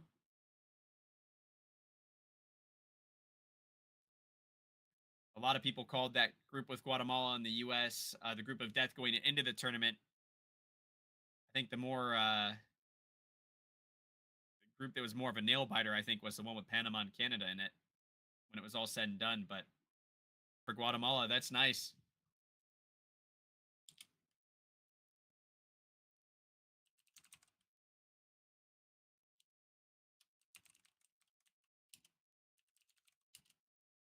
Let's see if they do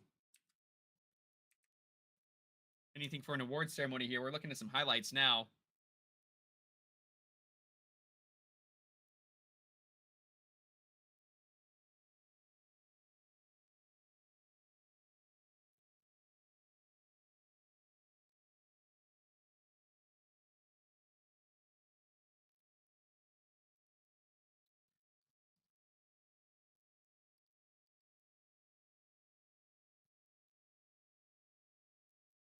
So great work, Guatemala.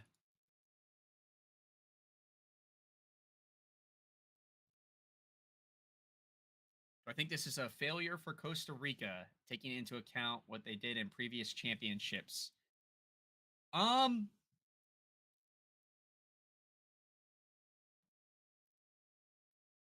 that's a good question.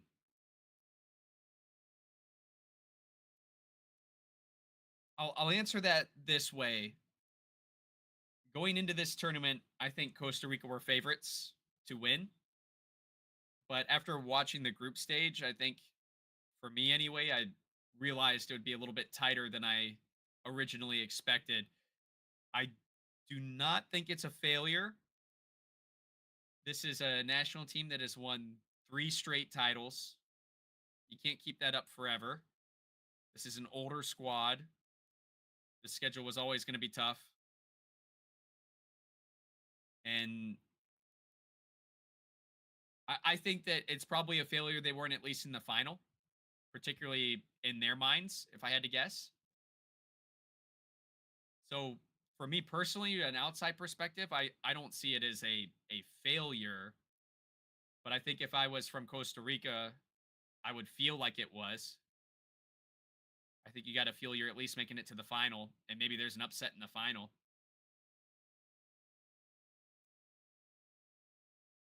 So I know that's a bad answer, really, because I'm giving you 2 different opinions, but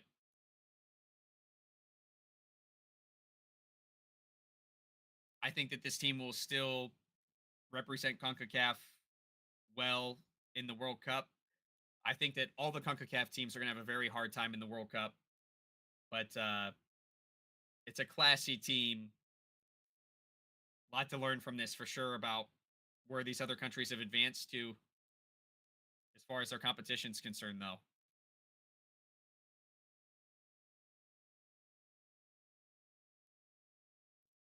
All right, so it looks like we're warming up for the next game. Ikuru's Panama facing off against Cuba.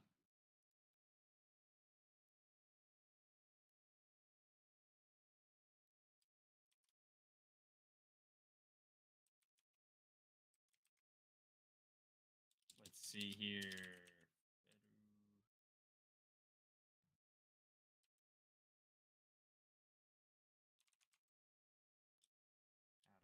How do I find these guys?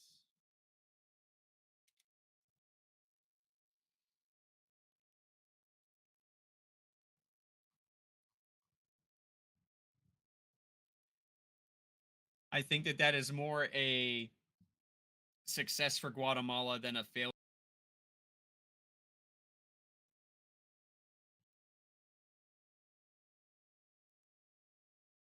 Well, no, they still got the World Cup spot. They still did some good things.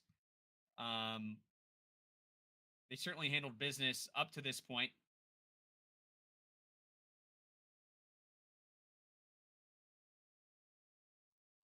But I'm sure, as far as self reflection, is Costa Rica looking at themselves that they think they could do better, especially to be shut out. I mean, to not score at all. I think that's the first shutout of the tournament. We had to wait to the third place match to see it.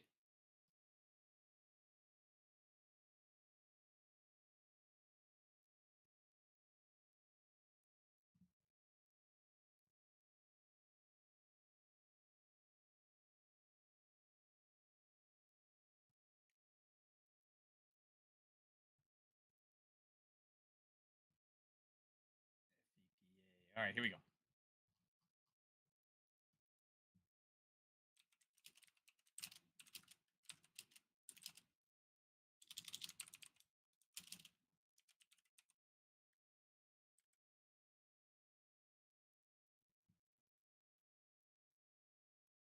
Yeah, what do you guys think? What do you guys think about that match? And what do you think is going to happen in this next one? All eyes now on Panama as they face off against a Cuba side that is on a big run here, looking really strong.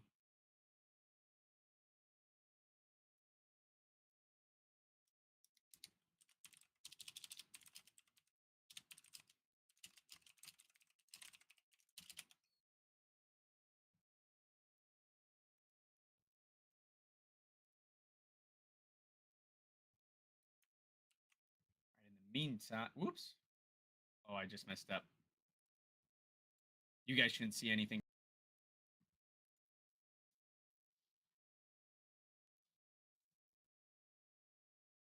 From New York, Joel, hey, welcome to the stream, my friend.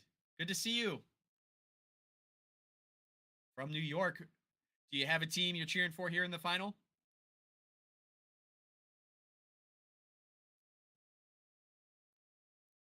In fact, let's start our poll early.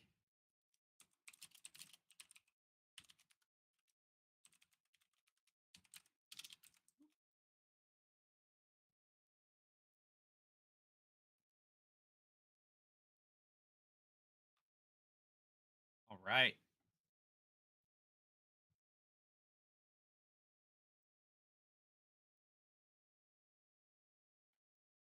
So I will admit to you guys that after the quarterfinal games were over earlier, that we both picked Panama and Cuba to make it to the final. Don't mean to brag, but I had picked Cuba to win, but after watching Panama 2 days ago play, I think I might be wrong. I'm gonna stick with my pick. I'm not gonna flip flop on you guys. I'm horrible at politics because I'm too honest, but um this Panama side looks really, really solid. They have all tournament. I could easily see this go either way. But the youthfulness and the energy and the never say die attitude of Cuba is definitely going to make a big difference in this game, I think. Guatemalan. All right. So you should be very happy right now with the win. That's awesome. Great news for Guatemala. Great win. Think Cuba will be first? They always play well in this tournament. When it's the World Cup, they look very bad. Akuru, I think a lot of that has to do with the fact that other parts of the world just take futsal more seriously than, or just are not that robust. They're not that good or that invested to cultivate the players we need to be competitive at that level. And it's not just Panama, it's all of them.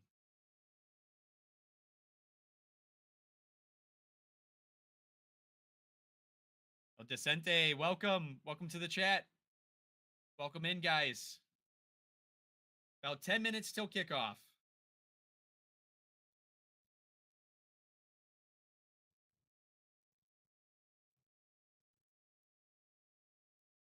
10 minutes to go.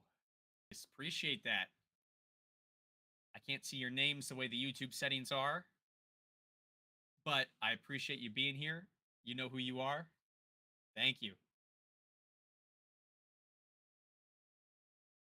Yeah, I think this is going to be a really great final. I think it's going to be really high energy. Thanks for informing more about futsal, making it more popular. Joel, thank you. Yes. Well, let me ask you this. Is it Joel or Joel? Maybe I'm saying your name wrong. If I am, please let me know. I want to make sure I'm respectful. But yes, that's what this channel is all about. You know, primarily I've been doing short videos on news that's going on in the futsal world. Usually about once a month we do interviews with people from futsal. We try to go all around the world. Our last few ones have been people from America, from the United States. But we've interviewed people from England, from Ireland. Um, who else? I think those have been most of our international folks, but several people from England. I'd like to get more exposure to some other leagues in other parts of the world as well, so we can cover more ground. But I think futsal is a wonderful sport that doesn't have enough eyeballs on it, and there's not enough people advocating for it as a standalone sport for tournaments like this. So that's what I'm here for. And this is our first time doing something you guys want to watch. For me, it's important that it's accessible so that you guys can watch along with me. But it would be this exact same format. It's probably going to be something that I can't show the stream live because that runs into some YouTube complications. But for example, that first USA game, we were able to sneak that live stream into our stream a little bit. But by the time we tried to do it for the second game, and we knew this might be an issue, but when we tried to do it for the second game, YouTube actually shut down our stream temporarily and made sure we took it down. So that's why we can't show you guys the game here on this channel, because it's not our content to share. Will you react to the World Cup? Akuru, I'm going to try, but the time difference between the United States and Uzbekistan is, I think, 14 hours. Let me double check that. Yeah, so it's 7 a.m. there right now, and it's almost 10 p.m. here for me. So I guess it's 10-hour difference, right? Am I doing that math right? 9-hour difference. 9-hour difference. So it depends on what time the games are during the day or evening.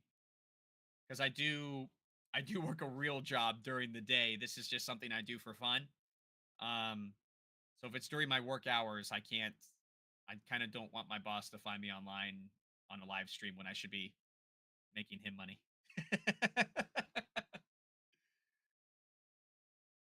Both is good for me. Okay, I have a friend named Joel who's originally from the Dominican. So I first time I met him, I called him Joel, and he didn't say anything. So kind of the same. Both are good. But once I heard everybody else call him Joel, I said, "Oh, well, that's probably what I need to call you then."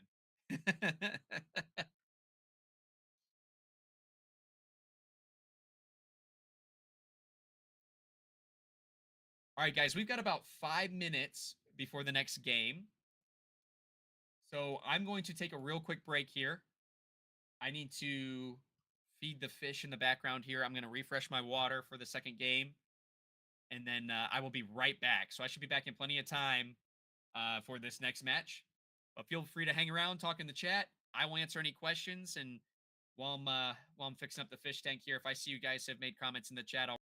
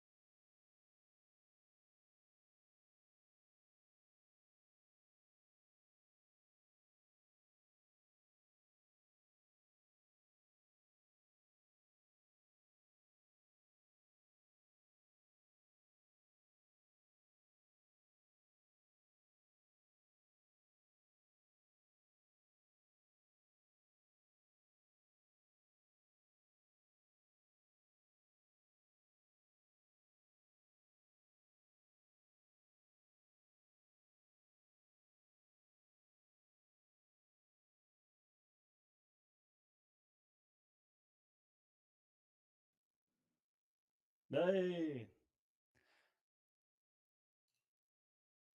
Hopefully my audio is coming through.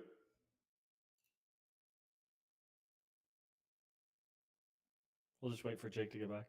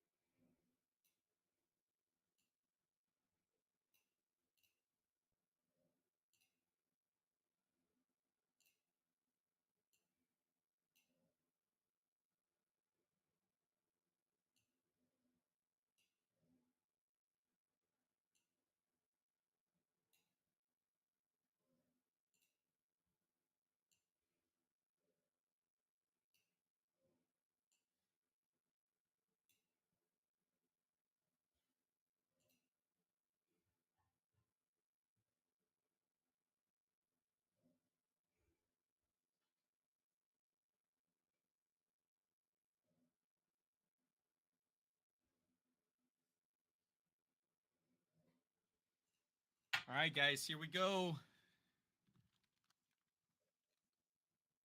Oh, Luke's here. Hello? All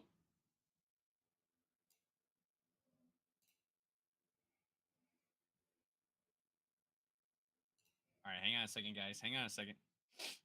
It looks like I have walkout on my stream. I don't know where everybody else is at, but I have Cuba and Panama walking out. Is everybody pumped? Is everybody excited? I am excited. I am super excited to see these teams play.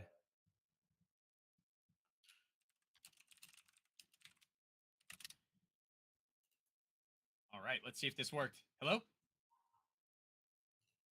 Luke and I have been having some issues with our room recently, so let me make sure I can hear him. I cannot. Okay. Oh no, we have the same thing. It happened before. Shoot. Oh, I lost my CONCACAF stream too, guys. I'm sorry. Hey Jake, can you hear me now? Hello? I can hear you. Oof, I don't hear you. Let me check my settings.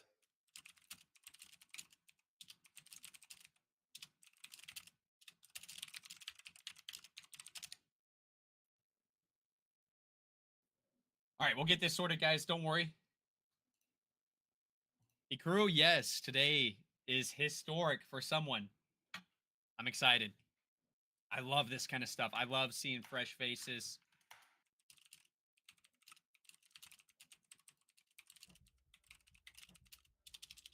Okay, so when I talk, I can see my meter bumping on the audio. So I see my audio going in. Yeah, and I can hear you in both, actually. What in the world is wrong with this room? Let me see here. Yes, can hear others. Nobody's muted.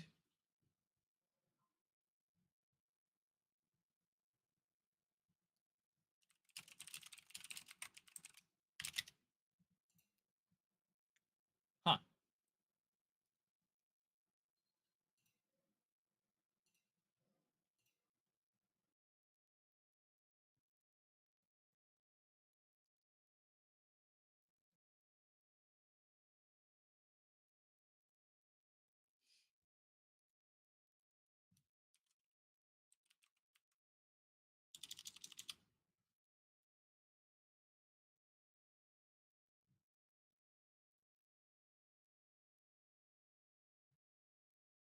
All right, guys, we're gonna get this cleaned up.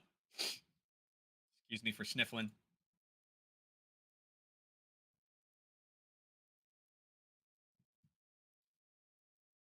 Oh, Joel, thank you for the sub. I saw that notification late. I apologize. Thank you very much for subbing to the channel. Appreciate you being here.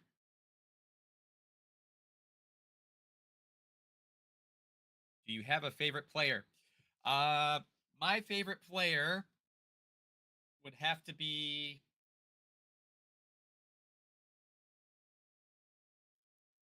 okay, so I'm gonna give you two. I really like Federal from Brazil. I'm glad to see him back from injury for Barcelona. He had a beautiful goal. I want to say, yesterday. It was yesterday.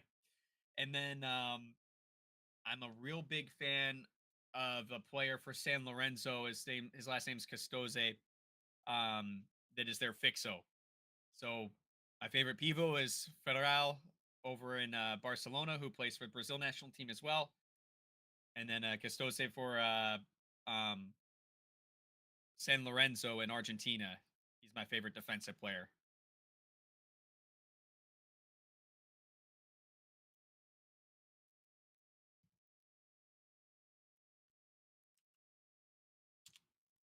Let me see. Whoops.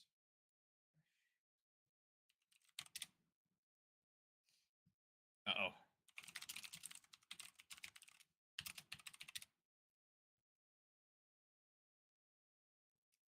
Do you have a favorite player?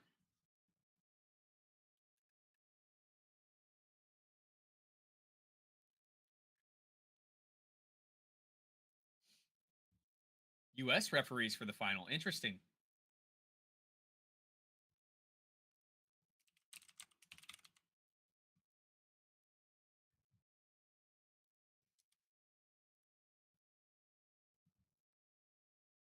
All right, guys, I'm about to switch rooms real quick.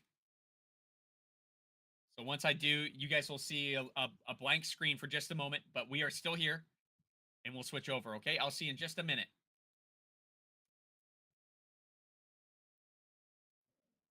Hey. Hey, there you are. Oh, now I can't. Check. Jake, can you hear me? There it is. It must be the AirPods don't work. Apple is the devil. I didn't want to muss my pretty hair tonight.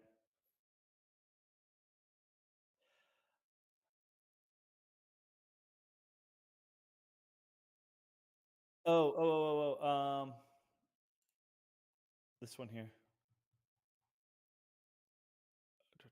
I'm trying to go fast.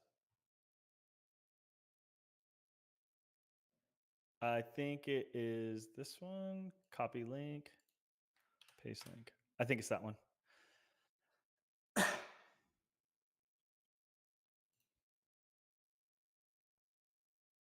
Yeah, just reset things up.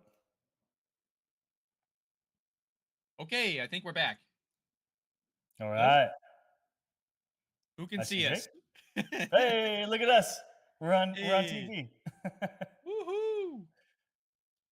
All right, I'm going to here. Let me move this score bug so we can see more of Luke.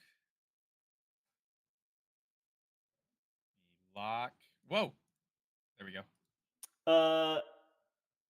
Bring that down. Update score. Ikido, is that how you say it? You said, do you have a favorite player? I do. Jonathan Hernandez, by far for Cuba, has been a favorite of mine to watch. He is super exciting. He's always dangerous. He's always causing panic inside the box. He's an awesome player. I'm looking for big things from that young player right there from Cuba. I didn't even think to answer that for this tournament. I went full spectrum. I hope I didn't get it wrong for you. Sorry. What did you get? What wrong? Well, I don't know if maybe he was asking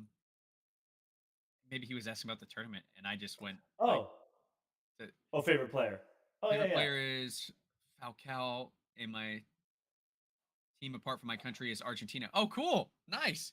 Argentina's my I call my bandwagon team. For my country sucks. That's who I go to, and the reason is I have a reason. It's because I have friends from Argentina, close friends from Argentina. So I've always just kind of followed them as my quote unquote bandwagon team because if I go anywhere to watch the games, that's who's on anyway. So might as well Nice. lean into it. All right, let me get these logos fixed. We're about 2 minutes into the game. Panama is in white. Cuba's in their red.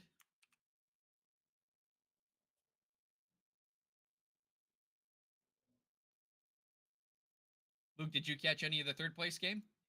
I caught the very end. And it Guatemala looked great, and I think Costa Rica looked bad.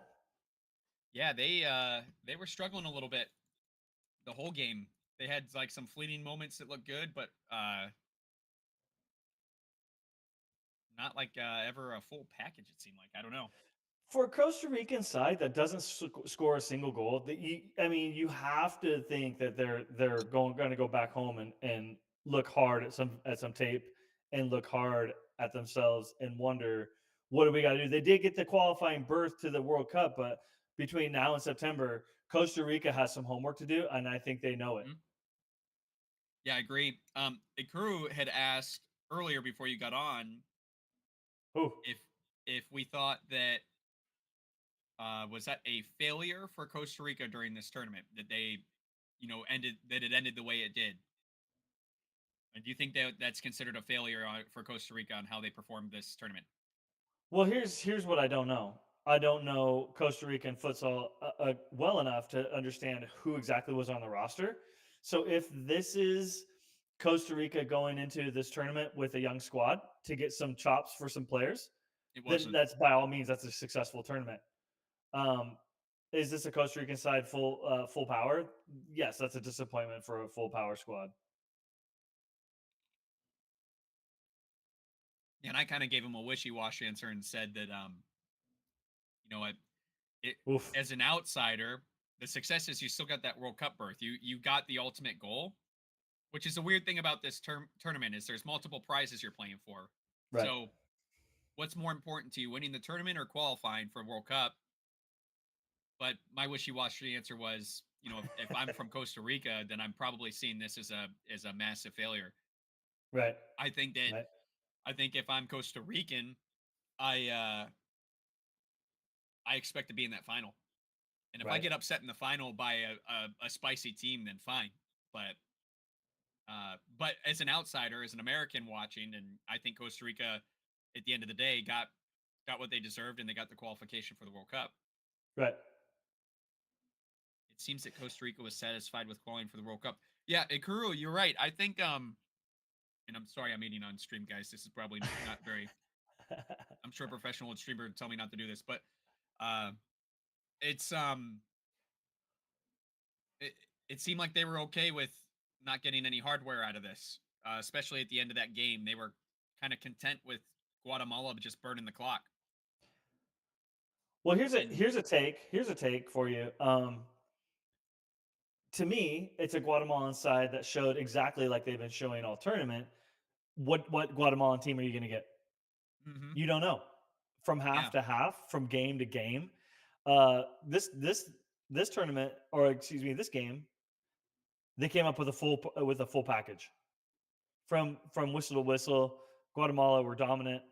Um, so I mean, you can take that, but also you got to think these guys played how many games in a row? yeah, that was something that Otto was in the chat earlier. I'm not sure if he's still here, but he kind of reminded me that the before the day off, um, it was 5 games in 6 days at That's the a point of the lot. semifinal. So now you're at 6 games in 8 days. That's still really tough. It's a lot. And that's an older Costa Rican side compared to say like this Cuba side that's got a lot of youngsters. Yeah, really excited to see Cuba. Me too. Although our fans in the chat are saying Panama's going to win this one. That's what I saw on the poll. Guatemala looked incredible against Mexico. Yeah, exactly. But Another they game didn't they look showed up incredible. end to end. They did. Yeah. But they Hey, this is and like we've said a couple of times now in a manner of words, this is a long tournament. And ooh, off the crossbar there for Panama. That was a rip. Yeah, no kidding. Um, but like we said, it's kind of like almost think of it from a regular season for a professional sports league. You know, there's something to be said for peaking at the right time, and I feel like Right. Guatemala peaked at a really good time when it really Right. mattered. And going back to our discussion with coaching, you got to go into a tournament understanding how to play the tournament. Yeah, I agree. I think the teams, I think some of the teams we saw lose in the quarterfinal, I don't think they had a full concept of that. Oh, Well, I'm just a little bit ahead of you. I'm going to pause okay. and Hang on. catch Let me up see with what I you. can do here. Nothing. Are you live? Yes, I was. So I might just be a second or two behind you. I think I'm going to pause real quick. I'll try to behave myself. I'm going to pause and then hopefully catch up with you right about there. Seems about right.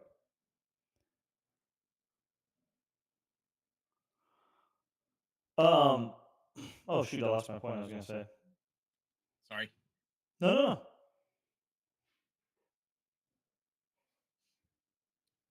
keep starting a tweet to let people know I'm here and then forgetting to post it. And I keep exiting out of Twitter on my desktop. I just need to do it on my phone and just quit being a boomer.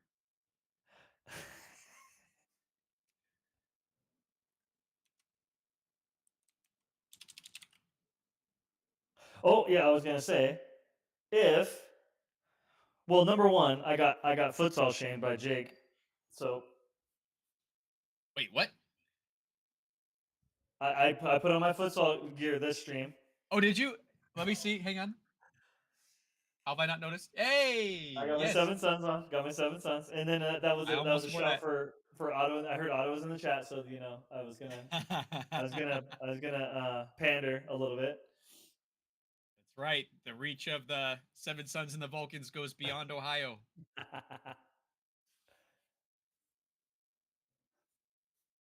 I love it. I love it. I wore Afro European even though I know CJ's asleep right now and there's no way he'll be in this stream, but I had to stick to my rotation of shirts. Let's go. So Seven Sons will be in the next video, actually. They're next up. Nice. What I do want is the reverse. I want the black and then gold. Ooh. Yes. Well, if they come back, that's what we'll do. We should do a retro run, even though they were never retro. It's like do some old like 70s font. Like that'd be cool. Like you ever seen those posts of like graphic designers that come up with new Yes. logos for teams or what it would look like back in the day? Love that. Another shot off the post, this time for Cuba. Wow. Right. I was just watching the replay on that.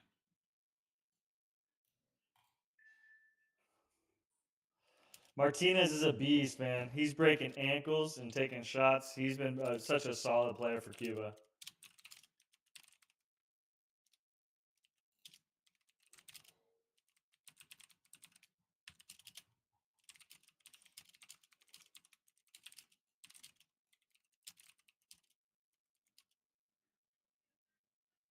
Ooh.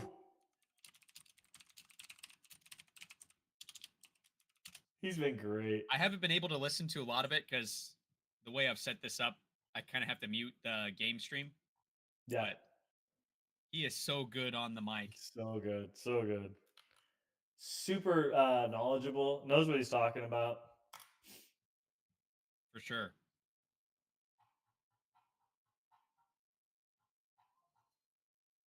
About 73rd.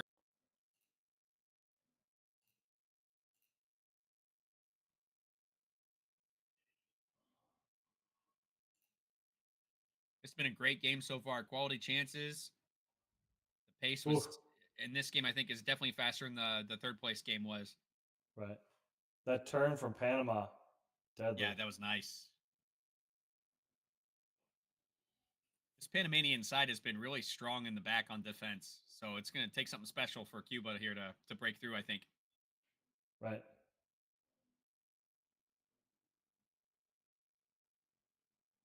Crew, yes, there is a couple of leagues actually in the United States. So, um, only one of them streams games. They're called the NFPL, and Luke actually helps run their streams.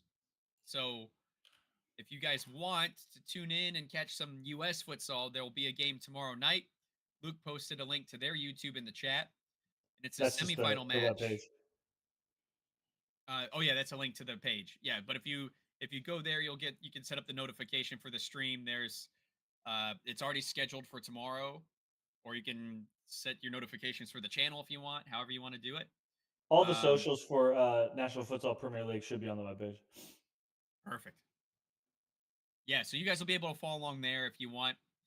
There's a couple other leagues, smaller leagues, that are also going on in the United States right now. But they just don't quite have the online presence that the NFPL does. Yeah, there's Superliga. There's ooh, Nice. wow. There's a few others but yeah, like Jake said, Yeah, Superliga and FCS, I guess, are the other two big ones. they don't stream at all.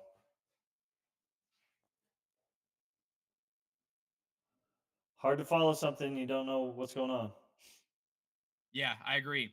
Both of those, in League One, which is more of an amateur league, but it exists and has a pretty robust. It's not just an excuse, but the reason they don't stream, they say, is because the quality of play isn't there yet. But I would argue that there are other countries in the world that have the same quality play as us that stream and Mhm. have a great bucket as far as overall quality of league play there. And and then FCS has a beautiful facility. I'd love to get that Oh online and have yes, people see it. I We'll heard get there. grumblings. I heard grumblings. We might see them soon. We'll see. We're trying to figure things out. um, did we answer Julio's question? Fourth, I think the scoreline 3-0. Guatemala just made better use of a couple of chances, but there was so much back and forth in the middle of the court during that game. We didn't see a lot of quality chances in the second half. It was really a grind. But Costa Rica also, they just seemed they didn't seem like themselves in that match. Mm, And in this game, it has been fairly even so far, and it's had some very convincing shots on goal and offense and defense. So both ways. I think that the watching it right now and making an early statement on this game, halfway, a little over halfway through the first half now. Uh, oh, whoops, my score bug is just totally wrong. No worries. About halfway through the first half now. I think the teams that were in both games deserve to be there, where they are.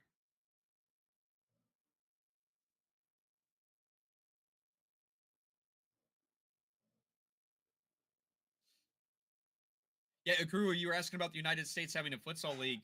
Um, Back in, so about 5 years ago now, 6 years ago, there was a really, really big push to create a professional league in the United States. And there were some big money investors involved that wanted to spend money and make the league happen. And it didn't work out. And since then, because of the size of the United States from travel, we kind of just have regional leagues right now. Mhm. The NFPL has two regions within its league that kind of play separate from each other until playoffs. So what's really exciting if you're following now is the two teams that play tomorrow are close to each other. They're local rivals, but the winner of that will face a team from a completely different part of the United States that they've never played before. So it's going to be kind of cool to follow this through to the final. So if there's ever a time to start watching, now's the time because we're going to start to see some new matchups. Oof. And then I've mentioned a few times on this channel that I would love to do something special here and create some kind of futsal event. And I personally think it'd be really cool. For now, the game seems stuck. Yeah, there is a bit of a stalemate right now. But yeah, I think it would be cool if we had some kind of tournament that combined some of these leagues, grab the best teams from each league, but you're representing your league. I think that'd be kind of unique. Seems to me right now Panama has the upper hand. They seem to be in a little more control for me.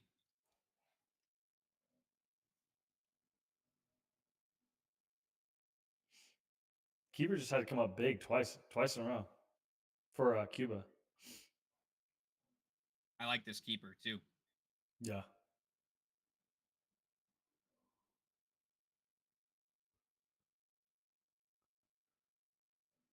Oh, first blood. Did you Look at that notice that crowd. right before that, Cuba had a turnover and only one attacker went forward. All three hung back. Yeah, look, they all Right set there, back. right there. Great fake. Oh, Wow. that was nice. Oh, that's nice. I'm gonna have to make a clip of that and show it to the kids. Yeah, he got him.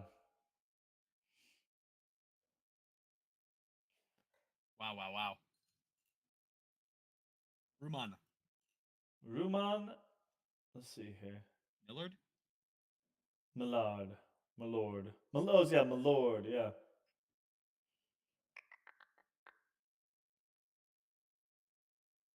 Yeah, Ruman Milord. Milord. Ruman.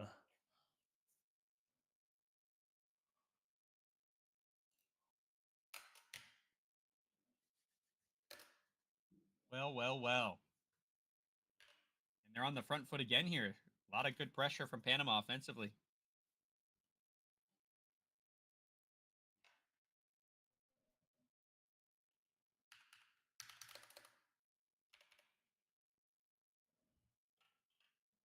How do we do 6 minutes? I'll just do that. Yeah.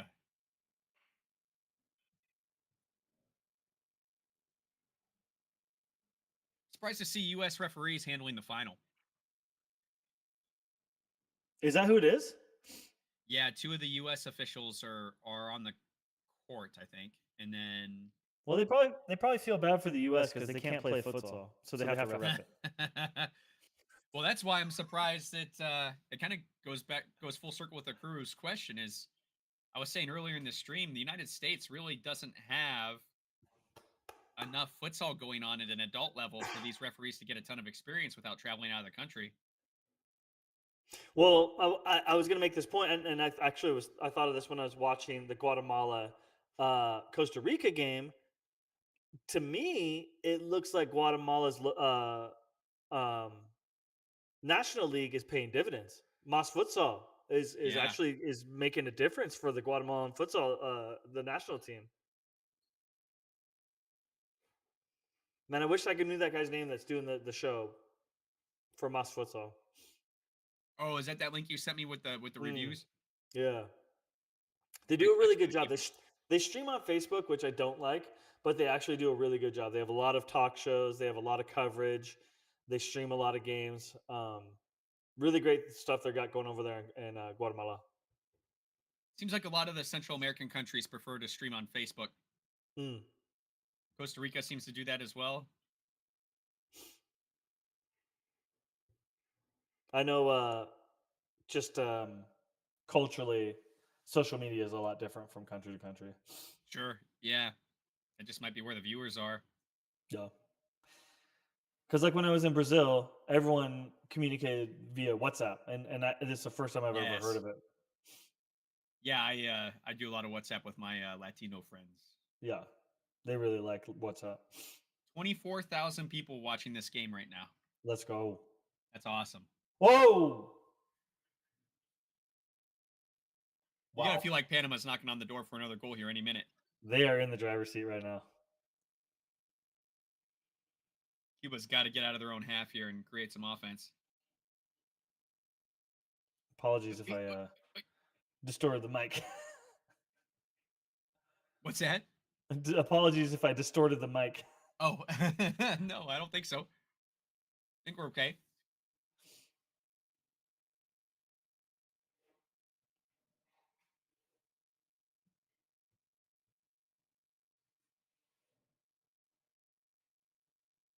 Here we go. Panama building out of the back. Yeah.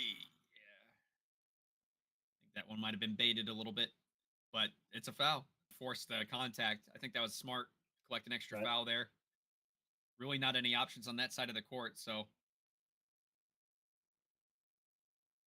Ooh.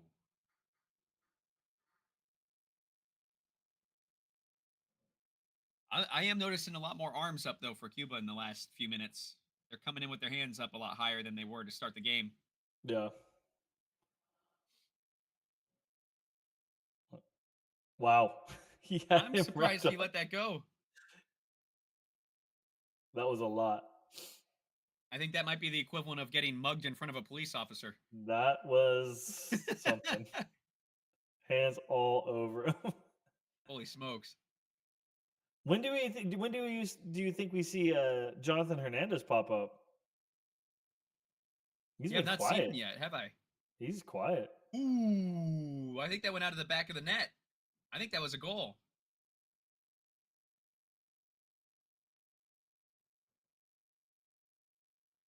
Oh no, off the Off post. the post.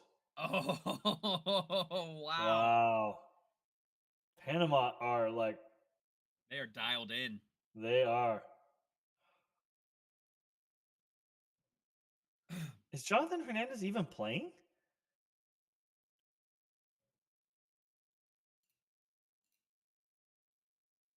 Jonathan Hernandez, number 9. Where is Let's he? see if hard to tell on the bench.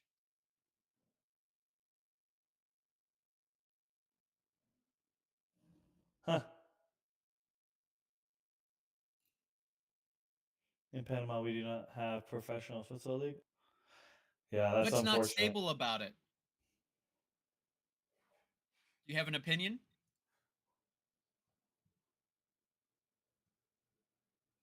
Because if anyone knows anything about futsal not being stable, it's a couple of Americans. You know a lot about that. We're here for you. Wow. Man, Panama is just peppering Cuba.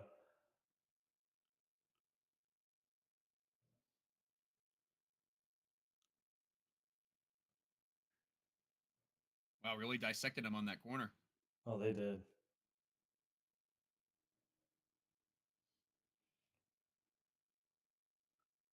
Whew.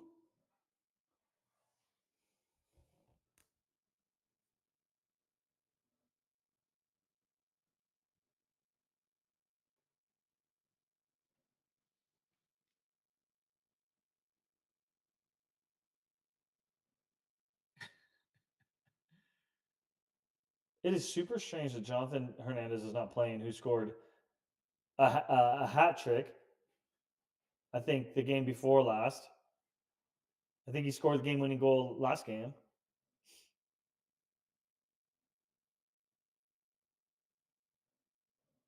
I'm gonna try and see if I can find the roster in the beginning of the stream. I did not catch whether he was listed or not.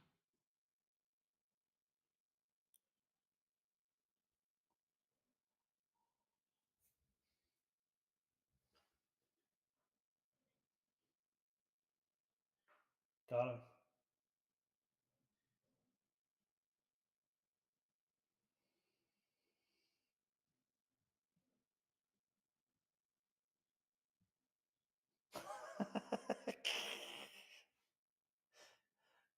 Chris Fernandez in the live commentary just says, as your mama used to say as a school kid, keep your hands to yourself.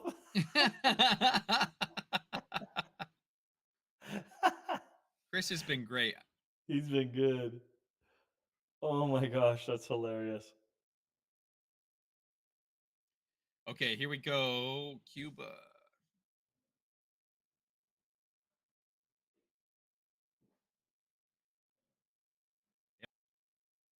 Because I don't even True. see him on the sub list here. That's a big loss for Cuba. Yeah, they do have ugh.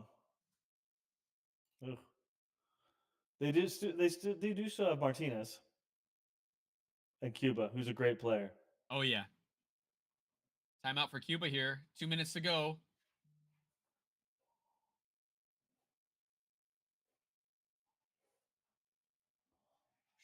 Man, we're just watching that replay. That goal, that fake Right. shot, really opened He up the court for him. He collapsed. But this should show Cuba going into something like the World Cup. You cannot put all your eggs in one basket. You must have a deep roster.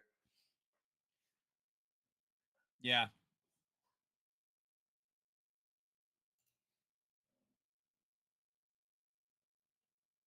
Panama is forgiving a lot that can take its toll.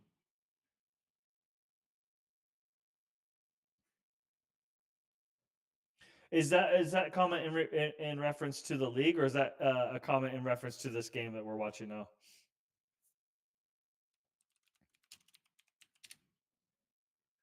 Or to restate that, is that comment in reference to the Panama League that we were talking about earlier, or is that about the team going on right now? Oh. All right, I just looked up the Panama LNF on Twitter. I'm gonna make sure I follow these guys while we're talking about it. I don't want to miss out.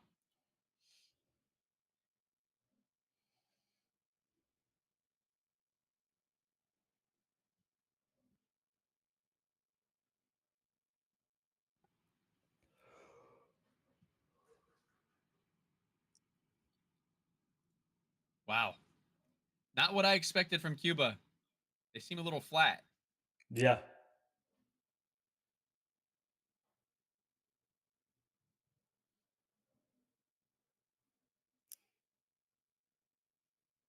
Yeah, the chances on goal for Cuba have gone out too. Like in the beginning of the game, they had a few really good chances on goal.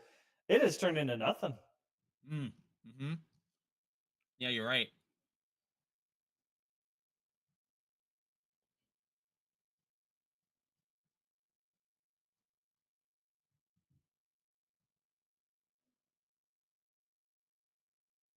Wow. Oh, what is this jersey he has here? Can we get that camera, please? Let's go. What was the jersey? Ah. Nice move. Nice move. 58 seconds to go.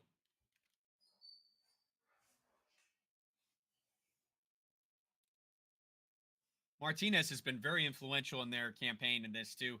Right, and I was just talking about with the lack of Jonathan Hernandez, it's up to players like Martinez to take the reins and score. Ooh, here we go.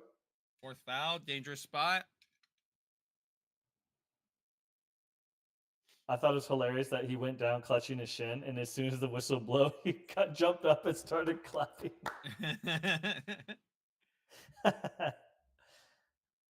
Nobody fakes anything in soccer or in futsal. No, never. Why is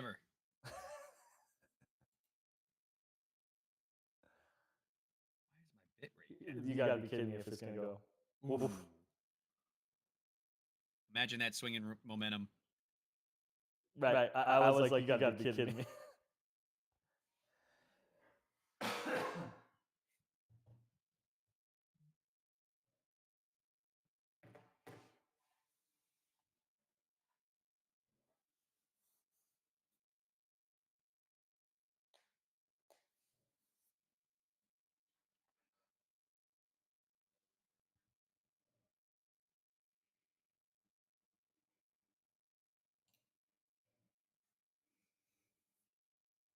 Uh-oh. Little one is not happy.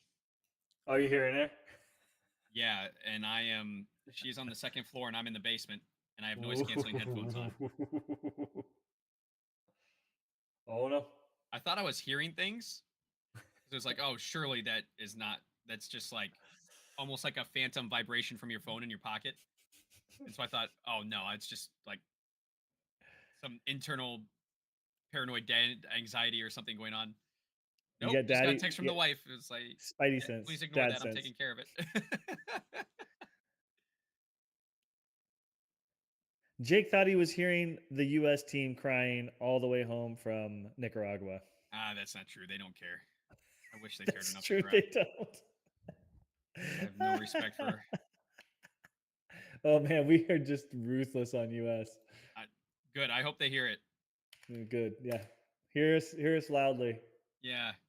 We have Somebody so much did. I clout. won't say who, but somebody heard us. Talked to somebody this week. Oh yeah, somebody did hear us. So we'll see if we can make something special out of it.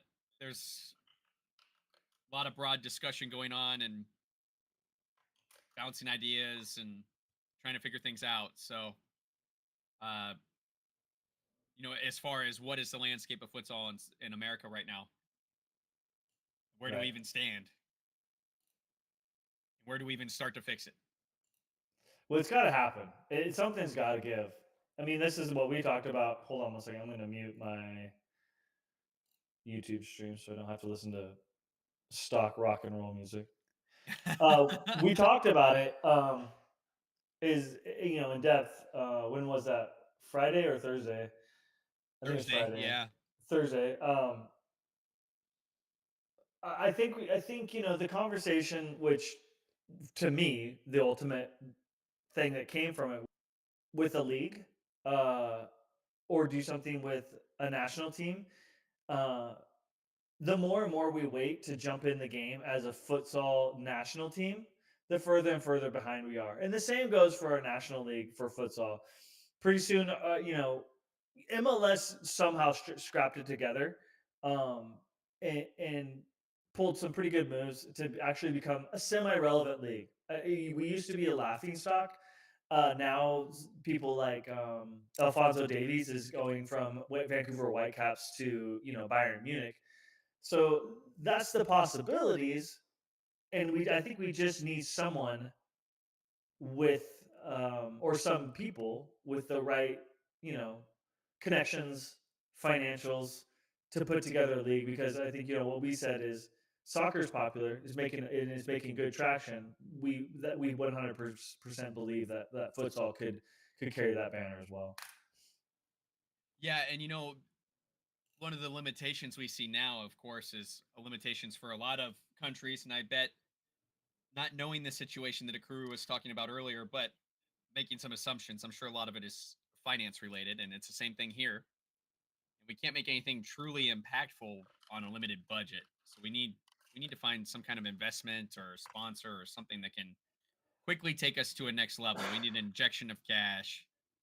We need to be able to bring some players in from other countries. Like imagine some of these young Cuban players playing in the United States. Right. Imagine these Panamanian players in the United States. Like how cool that would be. That there's enough money there to be able to pull people to this country and then help them help us teach us what makes them so special. I think would be big. Um, but that's asking a lot. Like it's still that early stages groundwork to get to that point that we can't seem to stumble past as a country. Well, here's the thing, in my opinion, that the United States has going for it. Many, many, many, many, many, many people, Yeah. rich and poor, want to come to the United States, not for soccer, not for futsal, but for the lifestyle of being an American. And I'm not trying to like sound arrogant. I'm not trying to sound boastful. But the thing is it's a great place to be. It's a great place to live.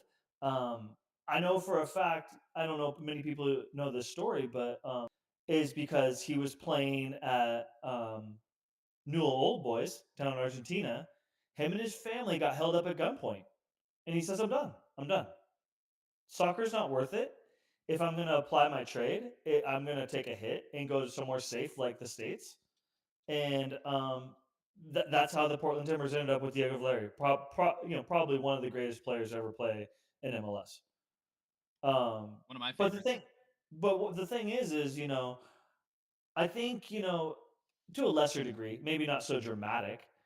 I think we will get the same results from people wanting to come to the States to come play here and be a part of whatever's going on here, just because America and the United States has an appeal, has an allure. It's the Hollywood, it's the New York, it's what everyone thinks of the United States. So I think as a nation, we should use that. I think we should. I think we should use that appeal, and bring these people in and have them play with us. I know that your friends from Argentina were really excited and wanted to stay, and that was Hmm. at like a really low level, super low level.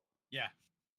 And then when the league was canceled because of COVID and they only got to play half a season, I mean, for years, they felt it was unfinished business. Right.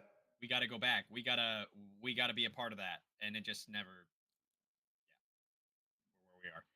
So it certainly, and you and I know enough people in the NFPL, Luke, to know that there's international players that reach out to our teams all the time trying to figure out a way to play here. Right. And then when they find out that there's no money to cover their travel costs to get here, that they have no choice but to back out. Right. Well, I think I don't know this for a fact, but this is all conjecture and postulation. Is that these people reaching out? They don't want stacks and stacks of money. They're not looking for the multi-million-dollar contract. They just want to come play. And Yeah. I think you could offer them a super reasonable salary, if we could get financially stable with the United States, and I think we could find words. Hold on. We could lure in very, very talented players and be a really good hotspot for building futsal in the United States. Yeah, for sure. Salsa, the score is 1-1, and it is halftime. Cuba, Cuba. Yeah. So Salsa, I think we're seeing some Cubans in the chat now. Hey, we Kuro, we you're right. Cuba making the most of the counterattacks right now. Yeah, absolutely. Sorry for oh, catching up no, on no, the go chat ahead. here. No, you're good. You guys have been awesome. Thank you guys so much for chatting with us.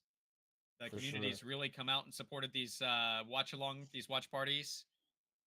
I know that probably 90% of people that are dialing into this realize that it's not the actual game and leaving, but I don't blame you. You got to find the game first if possible. Uh, but if you can do the game and hang out here, we're here to watch the game with you, chat as much as you want, Yeah. spam emojis, do the whole thing. We want you here. So don't feel shy to put anything in chat. We'll talk about it. This is where we do the classic one line, but I'm not going to say it. You know what it is. Wait. Do I? I'll message it to you.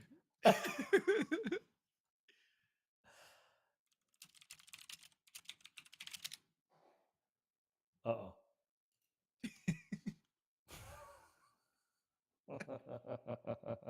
And by the way, I have a embarrassing story about that to tell you later off stream. Oh, the futsal family is never a dull one. No, no. We got some goofballs, myself included.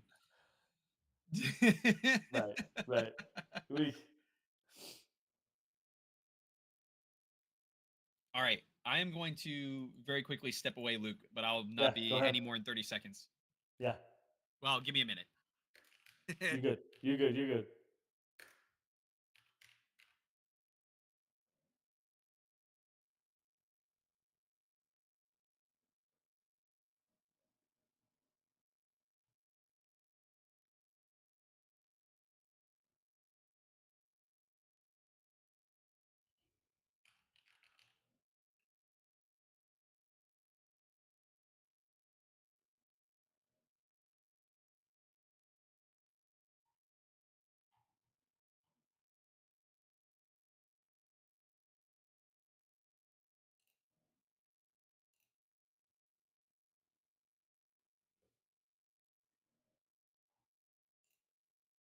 So yeah, Cuba won, Panama won.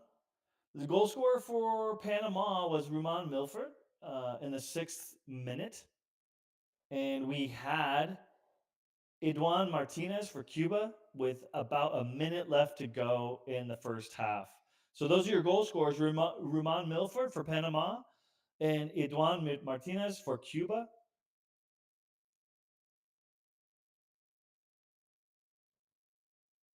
Jake and I were just talking about how it is crucial for players like Eduan Martinez to show up for Cuba. Without the likes of Jonathan Hernandez tonight, I'm not sure what happened to him. Jake and I were looking for him on the roster and in the stand or on the bench, but we did not see Jonathan Martinez by far and away the star for the Cuban national team. Not in the roster tonight, not in the starting lineup or the on the bench. If any of you have information on what happened to Jonathan, please drop it in chat. But for the most part, Panama in the driver's seat for the first half of this game. Panama with all the chances, Panama with all the pressure. Um, I think it's lucky that Cuba got stole one back towards the end of the half. It's well played for Cuba, but at the same time, it's just Cuba was withstanding storm after storm after storm from Panama. Panama Panama was looking sharp. Panama was looking tough. Panama with I think a Cuba ton are of fortunate to chances. come out with this timeline or with the I think scoreline Cuba are of 1-1. fortunate to come out with this timeline. Really or putting with the something together scoreline towards the end of the half. of I think it's 1-1. going to end up Really really putting putting something something together towards the end of the half. I think it's going to end up I just saving feel them. like Panama was so strong in the first half. I just feel like Panama was so strong in the first half.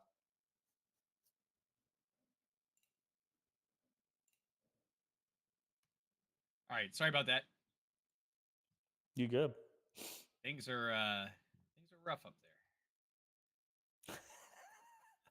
So that's why these evening streams have worked so well for me, because usually the kids are asleep. But today was a long day, and our infant missed a nap, and so it's translating to some poor evening sleep.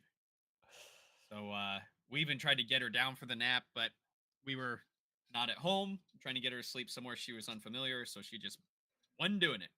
Oh man, I remember those days. Now she is pissed. Yes. I mean, I have a 16-year-old that acts the same way sometimes. Yeah, hey, I know it's not going away anytime soon. Ever. Hey, I think while we're at halftime, I'm going to go run and grab a drink real quick. I'll be right back. Sounds good. Yeah, I'm good. That's the beauty of halftime, guys. Even we get a break. How about that?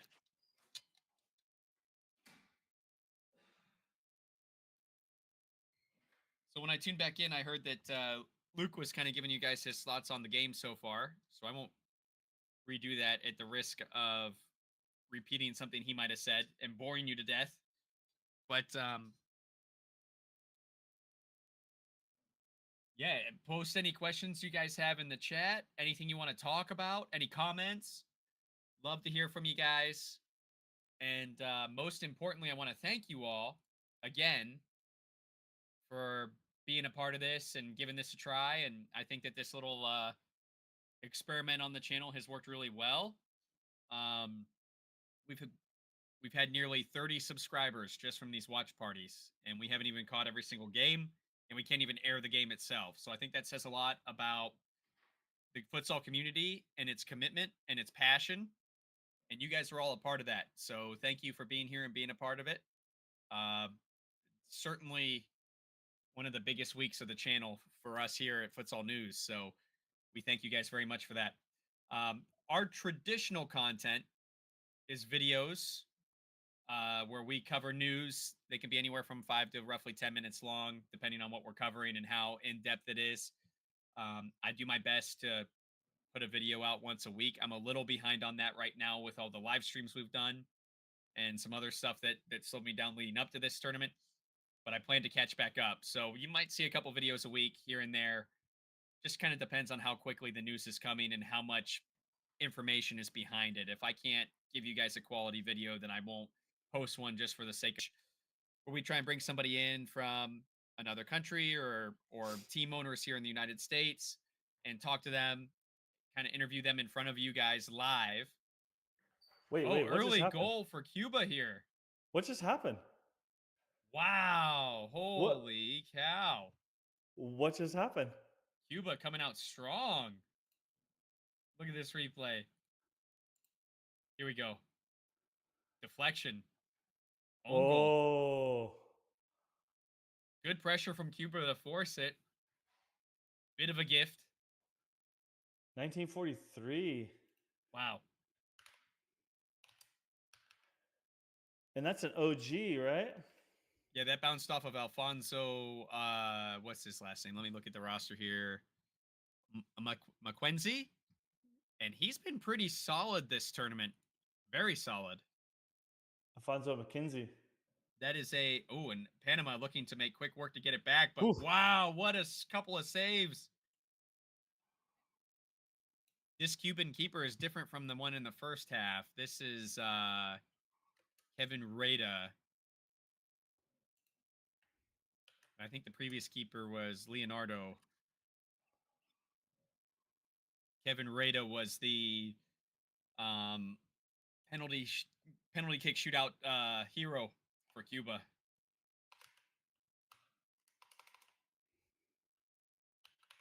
Cuba keeping the pressure on really high.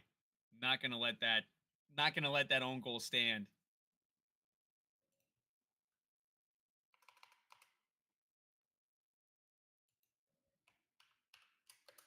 Ooh, little passion.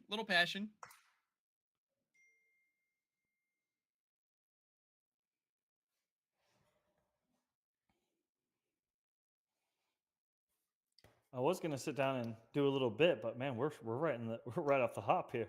Yeah, no kidding.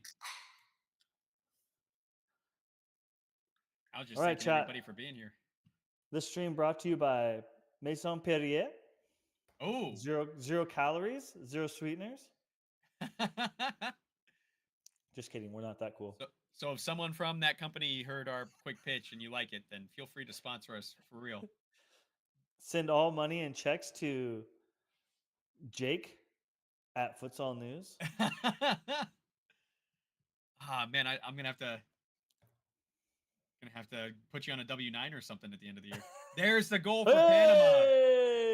Let's wow, go. Great effort. You knew it was coming. Panama playing with an absolute wow. I mean, just absolutely different level of play there for the last couple minutes to make up that own goal. I mean, the sense of urgency there, the oh wow. What a rip. It happened to me about 5 times in our pickup game last night when I was playing goalie, but much slower.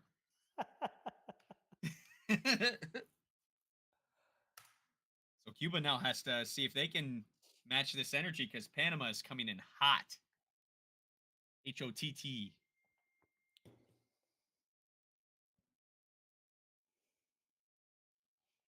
The extra T is for I don't know what. Ooh.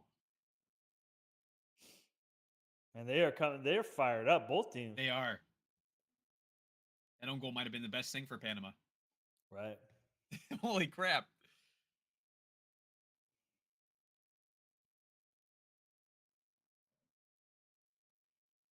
Did I get that goal right? Achilles Campos? I think I did. I think you did. I think that's right.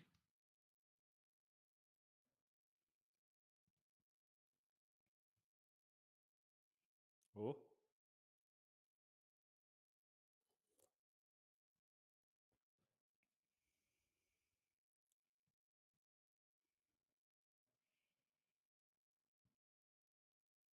Panama just looking like a completely different team now after that own goal.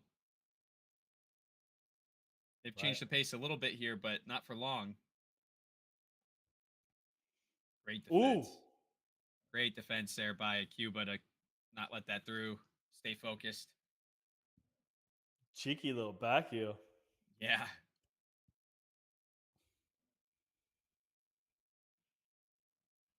$25,000 people watching this game on YouTube right now.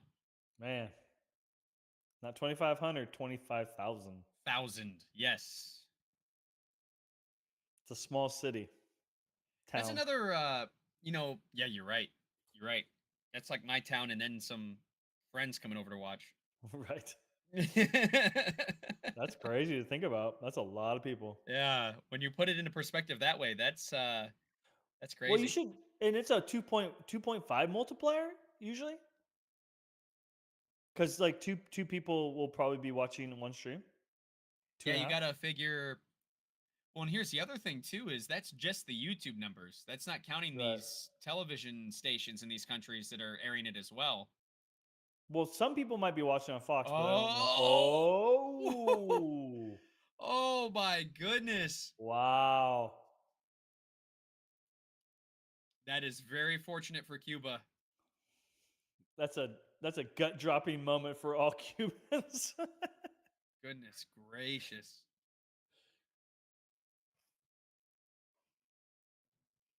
Wow, wow.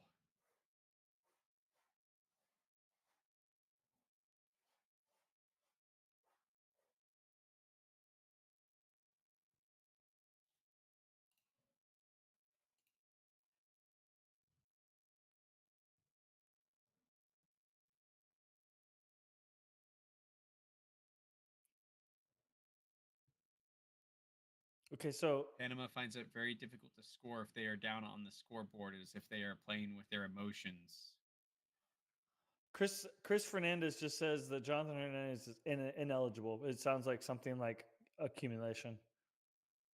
That's That's a what I would rough take go. from that. Yeah. That's a rough go for a tournament. Yeah, for sure. To get I saw accumulation for the final. Oof. I don't remember if it was Chris on Twitter or somebody else that had kind of made a comment too is 2 cumulative yellow cards out of the group stage and you're out of the corner. Like why is that such a low bar for yellow cards out of the group Yeah. stage? Right. Goal. Wow. Ikuru, Panama must have heard what you said. They have been fighting like Cuba insulted their mother. This is they look possessed. Look at that crowd. How wonderful. I love it. Love that. What a shot. Nice low skipping. Was it even skipping? I don't think it was. I think it was just a good drive. Well, skipping a little bit. Claudio Goodridge. Claudio.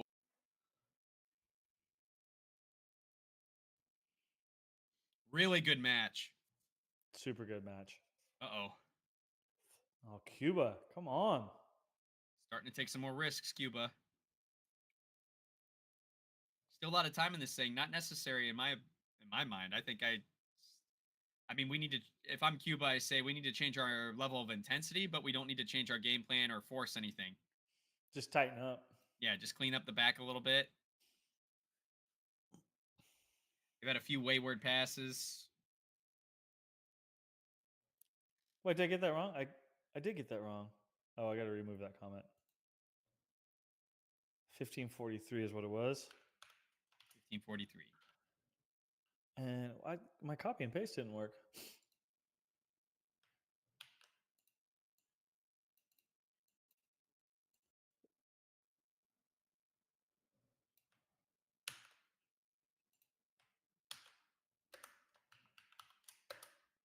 There we go. Claudio Goodrich. That's better. Sorry about that, guys.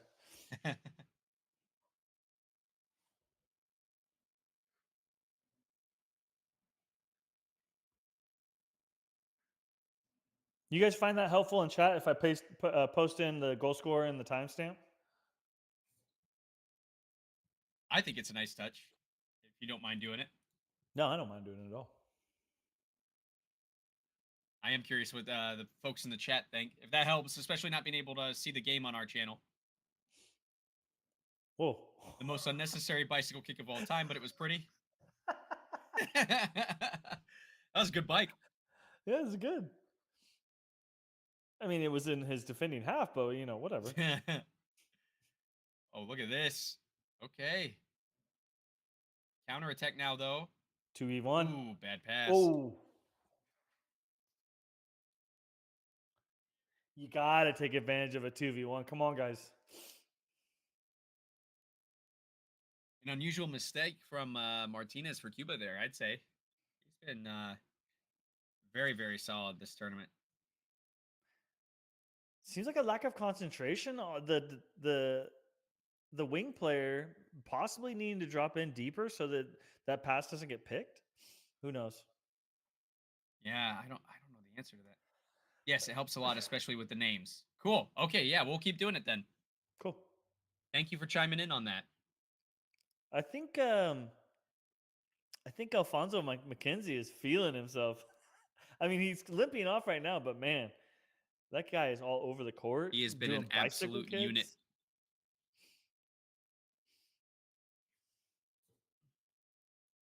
Hopefully that's not a hammy. He's had such a tournament. Just heads up if you can't see, um, Alfonso McKenzie for Panama has come off with the limping.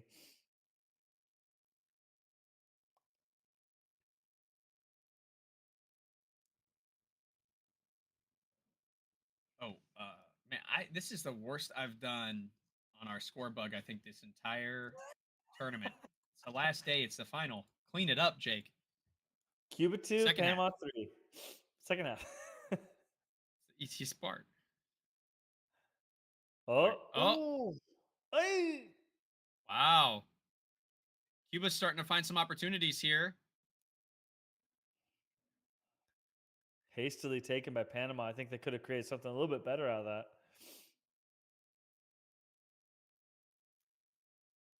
Alfonso's listed as a fixo or an ala, but man, he's been a defensive unit for Panama. I'm curious to Right. see how Cuba must sense that a little bit because I feel like they've picked up the pace a little bit here. Mm-hmm. Ooh. I mean, that shot would have been asking a lot, but impressive that he got it off. Yeah. Yeah, that's not happening. So, well, I'll ask you that later.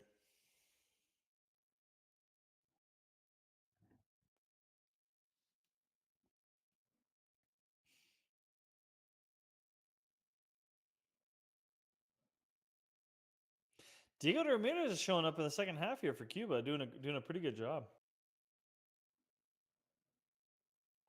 He should. He's playing in Spain. Come on, represent Yeah, I your was just Spain I boys. Let's couldn't go. remember if he was the one. I think everybody else plays in Cuba for those guys, right? Yeah, yeah. I posted those lists in the chat for us, Jake, because man, the PDF is terrible. Yeah, I've actually switched to this and cleaned up my tabs a little bit because I had about 80 of them open from all the other things I was talking about.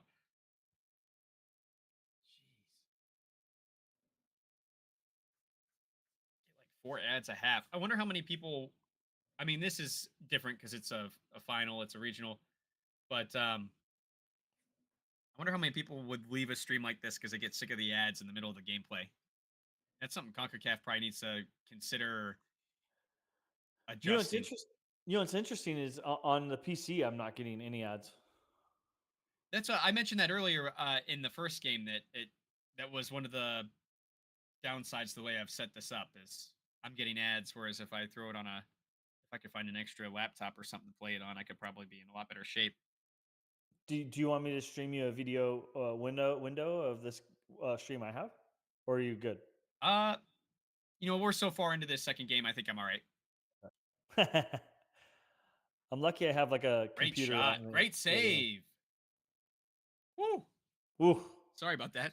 No, you're good. I'm a little bit behind you. I'm gonna see if I can catch up. How'd that happen? You were ahead of me. I think I clicked a couple things. Oh, I'm winning. I'm winning.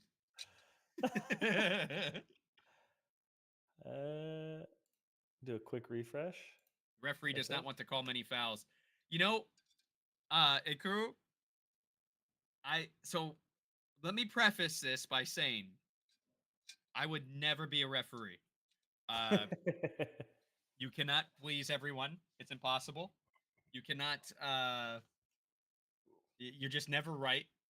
Either the fans are mad, the players are mad, the coaches. There's so many people you can upset. Yeah. It's a tough game to call because it's so fast. But U.S. officiating is just it needs some work. Now these guys are the best of the best. That's why they're here. But I've noticed that that's kind of a thing in the United States. Like they will let the game go until it's almost out of control. Yeah, before and they see, finally start calling stuff, and then they 100%. micromanage. 100%. Then they decide once it gets out of control. Well, now I got to call everything, and it's just a little frustrating. Sorry, Luke, I didn't mean to interrupt you. No. I was just adding to your point is that that's one thing I feel like United States referees don't understand is the onus is on them to control the game about what kind of game is played to a certain extent. Like you don't want to choke the game out, but at the same time, if people end up in the end of the game slugging it out and punching each other, like you've let it get there. Yes. You've let it get there. That's my opinion. It's and again, another reason I wouldn't want to be a referee. It's a tough balance. The game's not about you. It's about the Right. game. But Mhm. at the same time, you're the one that's been trusted to manage it correctly. It's Right. asking a lot. Manage. That's a great word for it. Manage the game. Just manage the game. It's your job. You have to And understand the teams. You have to understand the competitive level. Like, is it a final? Is it a league game? What's the tenor? Do you see the build? Do you see people getting angry? Like, you have to like read all that stuff. It's a big it's a big ask. It's a tough job. and then again in futsal, because this game is so fast, you have to react and make decisions just as quickly as the players as an Right. official. And uh I think I think the USA, because of its lack of infrastructure for leagues, also uh we lack the infrastructure to give these referees a fighting chance Right. in a number Hey of Jake. ways, in Hey training Jake. and in games. Yes. Uh, Caminante is asking for the result. I forgot the result from Guatemala, Costa Rica. Oh yes. Caminante, Guatemala won 3-0. First shutout of There the it is. tournament. Whew. And we waited till the third place match to get it. The only, I should say, shutout of the tournament officially. Really? Yeah. Oh wow. Because that was something that was commented on when the USA was facing Guatemala. Mhm. I remember the commentator saying that this is because you're getting towards the end of the game. USA hadn't scored, and he said how this could be the first shutout of the tournament. So I've kind of been watching that stat the rest of the tournament since then because Oh right. it's been echoing in my head. Um, when you were talking about refs, Jake, and I know you know the gentleman, one of the gentleman refs from the United States. Where is he officiating at? Where is he reffing games? Um, are you well? Are you talking about the guy that emailed me? Well, the guy on the near sideline. I thought you knew who he was, or had communication with him. No, I just saw that he was. So the guy I'm in contact with is Chris Grabus, but he's in Canada. Oh, okay. Yeah, he's Canadian. But He's still, the from question Quebec, so I don't is know if I can say he's Canadian or not. That might insult some people. so still the question is where are these guys officiating? So they have a number of leagues. So Canada has a similar challenge to United States with the geography. Yeah, So I think that they do their leagues by province. yeah. No, I'm talking And about these guys. These refs in oh, this these game. that's a great Yeah. question. I mean, are they just doing? You know who I need to ask that question to is the guy that emailed me. Yeah. And you know what I mean. I just can't say that out loud on stream and describe Yes. who I'm talking about. Yes. Sorry, guys. Sometimes, so through the process of doing this channel and this little passion project of ours, we've had some other passionate people in futsal respond to me via email or social media and private message or phone call, and we've had private conversations that they have asked me to keep private. Yeah. People that are close to situations that have either called and verified what I thought was true, or in response to things we've posted, have reached out. Um, Yeah. and so I've learned a lot. Most of those people are okay with me saying what they said, so long as I don't put their name on it. But in this particular scenario, trying to talk through who we're trying to talk through, this person, what he told me, could be easily tracked back to him. So we got to be careful what we say. So Yeah. I don't mean to speak in riddles, especially live in front of you guys, but it was just kind of an awkward situation.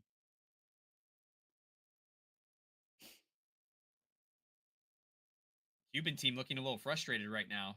Yeah. They had that own goal, and now that seems to it's gone to like kind of a stale for them. Yeah.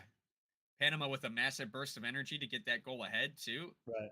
That 2-goal swing. And then now it's kind of setting in. Good to see McKenzie back on the court for Panama. Yes. Glad to see he's not in bad shape. You got to think that their bodies are really going through it with all the games they've played. I mean, hammies, stuff like that cropping up is a real thing for these guys. About 7.5 to go, guys. Comments, I mean, For those of you that it's a don't lot see of this, work. the game.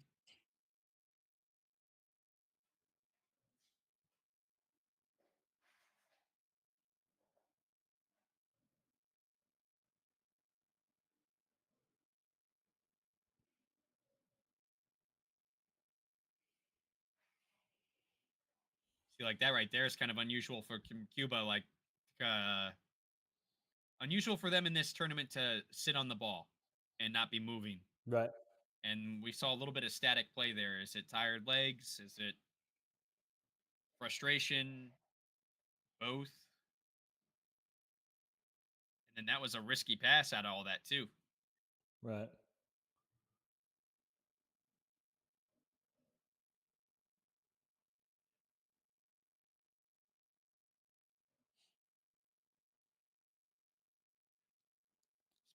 Smart little fake there by the keeper.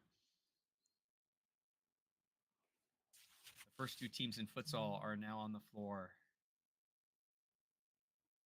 Costa Rica and Guatemala, what teams?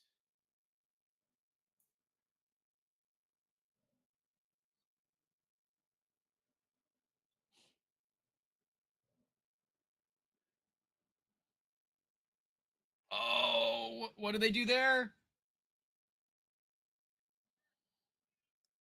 Wow. No call? Interesting no call. That. How do you not call that? They have VAR. They don't actually. No, I thought they were doing VAR. Not at CONCACAF. I think they're going to do it at the World Cup. I cannot believe they didn't call that. Maybe that was AFC I was watching. You paid for it, though.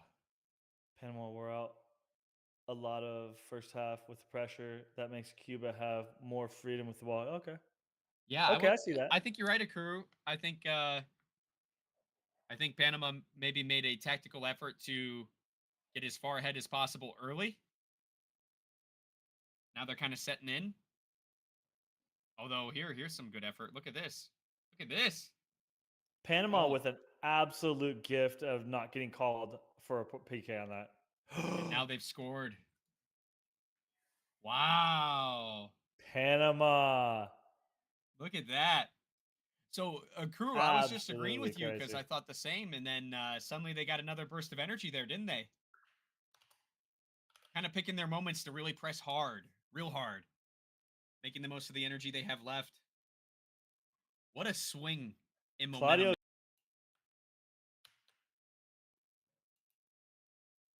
Caminante, yeah, Cuba to win would be, that was my pick going into this. And then tonight, as we were starting up the stream, I mentioned that I was having second thoughts, but was going to stick with my pick. I wasn't going to waffle because I'm a bad politician. But now it's looking like my fears might be coming true on my prediction. Good thing I didn't put money on this. Hey, Cuba have not looked good, but they're clearly missing Jonathan. They are, but we have 5 minutes 22 seconds, and they did pull a goal back. Time. It's a lot of time. That's a lot of time. So here's where the mental strain of this week comes into play, right? Is we've talked about the physical strain, but the mental strain of you've had to be your sharpest mentally for a week, and now over a week, really, at this point, by exact hours. So now for Cuba, they have to really mentally get through this bit of adversity here.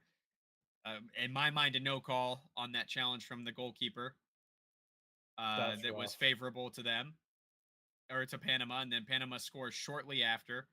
You got to forget the last 40 seconds of play you just went through, last 60 seconds of play you went through, and really lock in mentally and make sure you don't make any silly mistakes to allow Panama to put this game away for good. And now we see the fifth attacker. I think it's smart. Yeah, I think you go for it at this point. It's the final. 5 minutes to go. Don't do that extra bit of running on the field. See if you can wear Panama down. See if you can take advantage of any fatigue they might be feeling.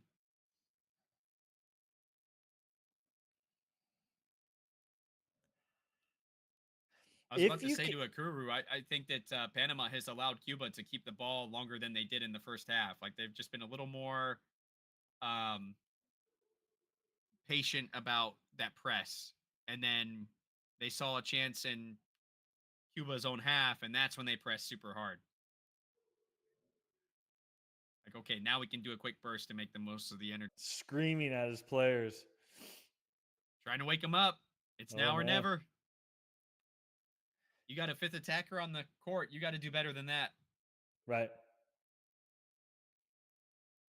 Must do better than that.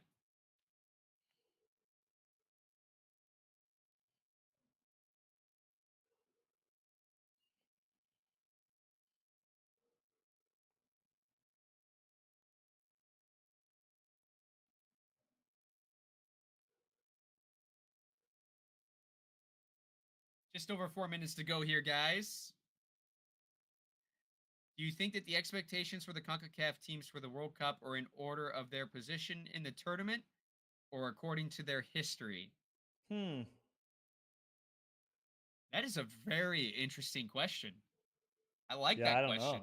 Right. We might make a crew start doing our interviews for us on this channel. Well, here's the thing. Here's the thing, and I this like that. this goes back to the Costa Rica conversation we had earlier. If you're Costa Rica and you do have the chops, and you get a little bit slapped here at the tournament, and you go back to the drawing board, and you come back even stronger for learning a lesson. Who knows? You know what I mean? Yeah. Ikuru, you might not like the way I answer this question, but my expectation for all the CONCACAF teams, regardless of how they place here, are extremely low. Yeah, that's true. I I want to see how the groups break down.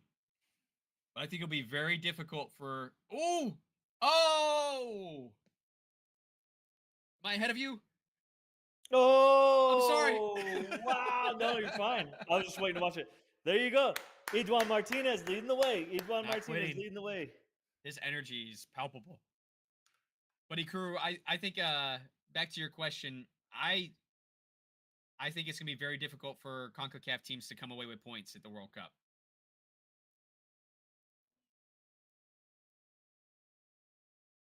Wow.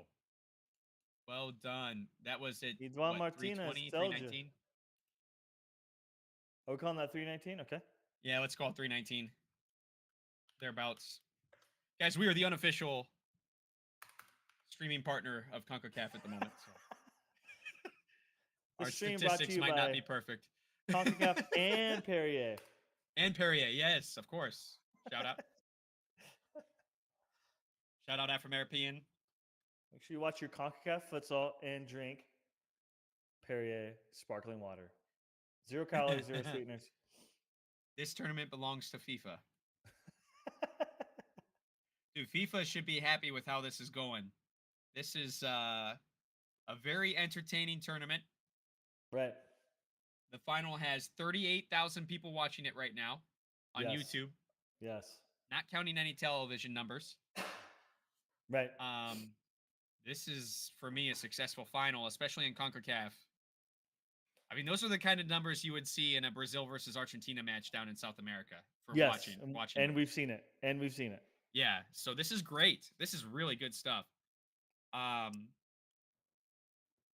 hopefully FIFA pays attention to this. Hopefully CONCACAF pays attention to this because they've dialed back their support of futsal. And hopefully this wakes them up a little bit. Right. Although I fear that it will encourage them not to put money in it and it'll take care of itself. Ikuro, back to what you said earlier about CONCACAF teams coming into the World Cup. I agree with Jake. You may see a couple of these teams pick off a couple of sweetheart wins, a little hero stories, but in the end, you just have to know that they face the idea of going up against a Portugal. They face the idea of going up against a France who's invested. What was it, like $16 million or something? Yeah, just under 16 million in 4 years. Yeah, and I mean, Spain, Brazil, Portugal, France. It just even the in old odds Argentina, that team has even in old aged, Argentina. but they still look better than most of the CONCACAF teams. It's an insurmountable odds. do I wish them all the best? Do I want to see them win? Sure. CONCACAF, yeah, that's represent local for sure. But in the end, you just got to realize that it's a huge task that would be on, Mighty Ducks level. Yeah. Yeah, it'd be a movie. Caminante, I agree. I don't think CONCACAF supports the sport. But a lot of the conversation we've had tonight explains why. Akuru mentioned how in Panama they do have a futsal league, but it struggles. The U.S. is a bit of a war zone when it comes to futsal. Um, Yes.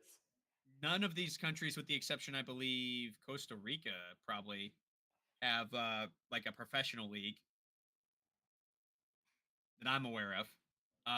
And I can be wrong, but why would, and I'm not defending the decision, but if I'm CONCACAF, probably what I'm thinking is, why would is the region spend a bunch of money on this tournament when the football associations don't? My members of my organization don't care. Why should I? That's a big conversation we have on this channel all the time. Is where does that change? Who spurs on the change and drives the importance of the sport for us? And you can say CONCACAF has to do more to incentivize an investment. You could say the football associations need to do their job that has been appointed to them by FIFA. The expectation from FIFA is for football associations to take care of futsal. They do not. Mm-hmm. But take it even so, let's bounce back up the ladder and look at FIFA. They don't even really give us the respect we deserve, and they own the sport. Mm-hmm. So the way I see it, my personal opinion is the fans, the people who are truly passionate and love this sport and do it for free, do it purely out of passion. We we're the most passionate fans of all sports, in my opinion, because there's nothing in it for us other than the Mm-hmm. love of the game. There's no money. There's not a lot of glory. Um, we have to prove to these governing bodies of the sport that we want more.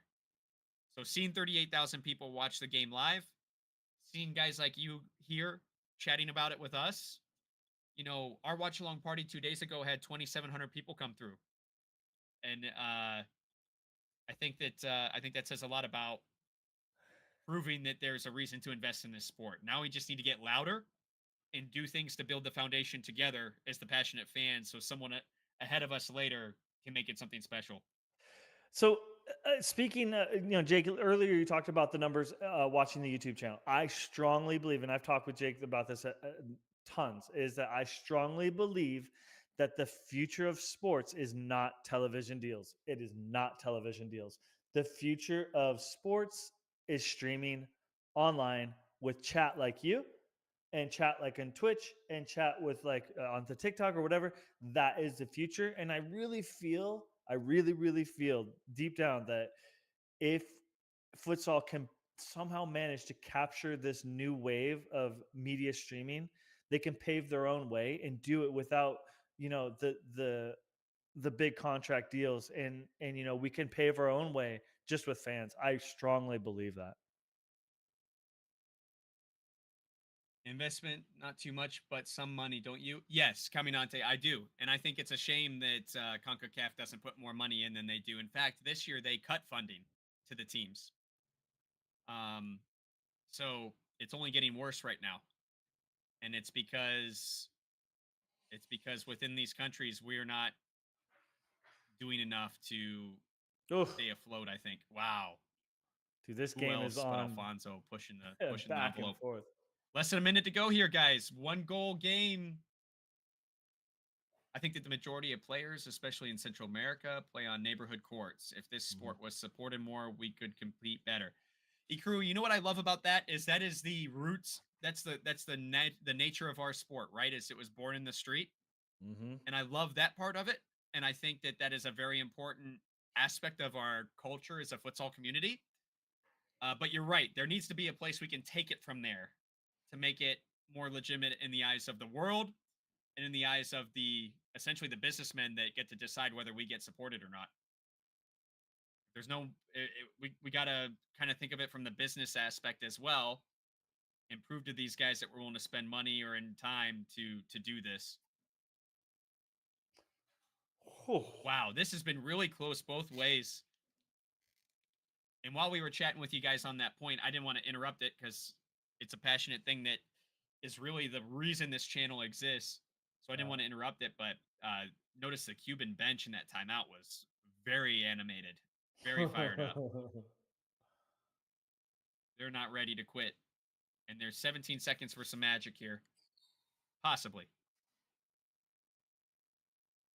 DM507, welcome to the chat. That's a foul. That's got to be a foul. And a card. Yellow card.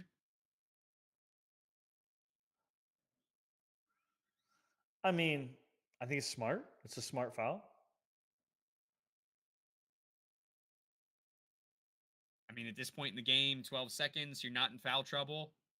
Yeah, that's only their second foul. Oh, yeah, Smart absolutely. I'm jumping on that guy's back if I have to. Can the Cuban coach come up with some magic on a play? They've already used their timeout, so they can't set up for a special set piece here.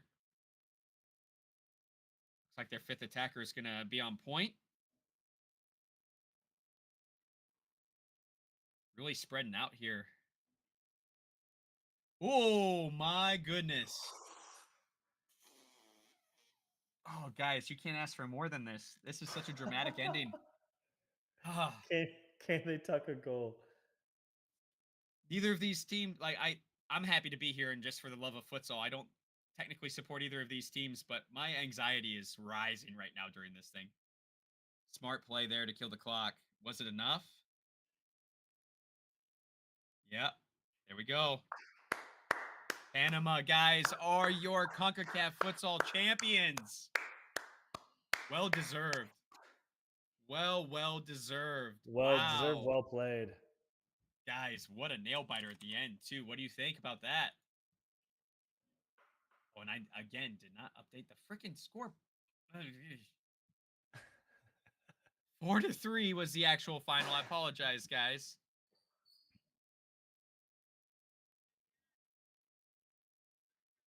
Wow. Look at that. Hey, props to the Cuban players, too. Look at that. That's a good side. Yeah, that's some good Sending their sportsmanship flowers right to the Panama team and their fans. Wow. Good sportsmanship. Tell you what, Claudio Goodrich, Alfonso Marquise, McKenzie, not Marquise, Marquinzi. Two absolutely outstanding games from those two players.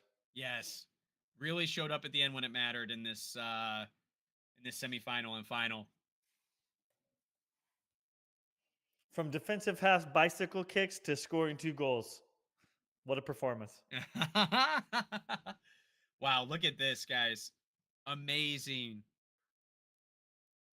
For the first time ever, Panama are your CONCACAF futsal champions. Wonderful stuff. Hey, listen, if you're in here and you're a Cuba fan, you've got a lot to be proud of with this team. And this team is young. They will be back. And I would say CONCACAF, watch out.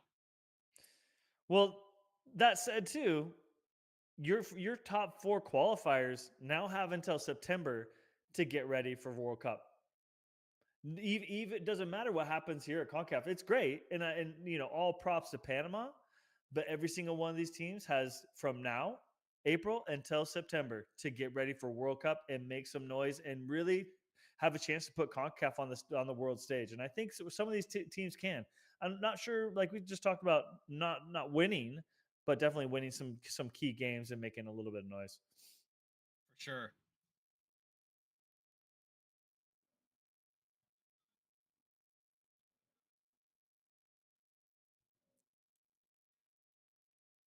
Oh, Caminante, you're right. I forgot about that. Cuba won in the group stage against Panama. Whoa.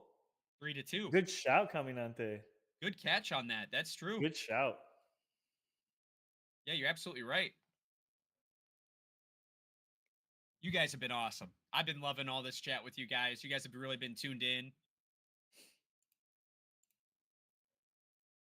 You already have a friend and new subscriber. Crew, hey, it's our pleasure, man. Like I said, this community is passionate, and I mean futsal as a whole, not just here on this channel. And an opportunity like this to be able to do these watch parties with you guys, we saw it as an opportunity to find more of you by being online for longer than we normally are, and to a broader audience than we probably normally are. And you guys showed up in droves. I so appreciate it so very much, and really enjoyed the time with you guys during this tournament. It's been really great. And otherwise, if we didn't do this, it'd just be me and Luke talking to each other through Discord, watching it at home. So this made it fun for both of us too, that we got to involve you guys and feel like we were part of a crowd. And similar to when Luke was talking about the streaming numbers for the game and how, hey, imagine that being a small town. Sitting here and thinking about how many people right now, I see we've got 13 viewers at once right now at this moment, and like I'm trying to imagine my basement full of 13 people. You know, like it's crazy to think about. Like, hey, we'd be having a good time if we were all hanging out here. Age appropriate drinks would be flowing. Be having a good time, but but you guys have been absolutely awesome. I feel like we've met a lot more of you guys now through through this. We're glad that we found you. Caminante, thank you very much for subbing. Thank you very much.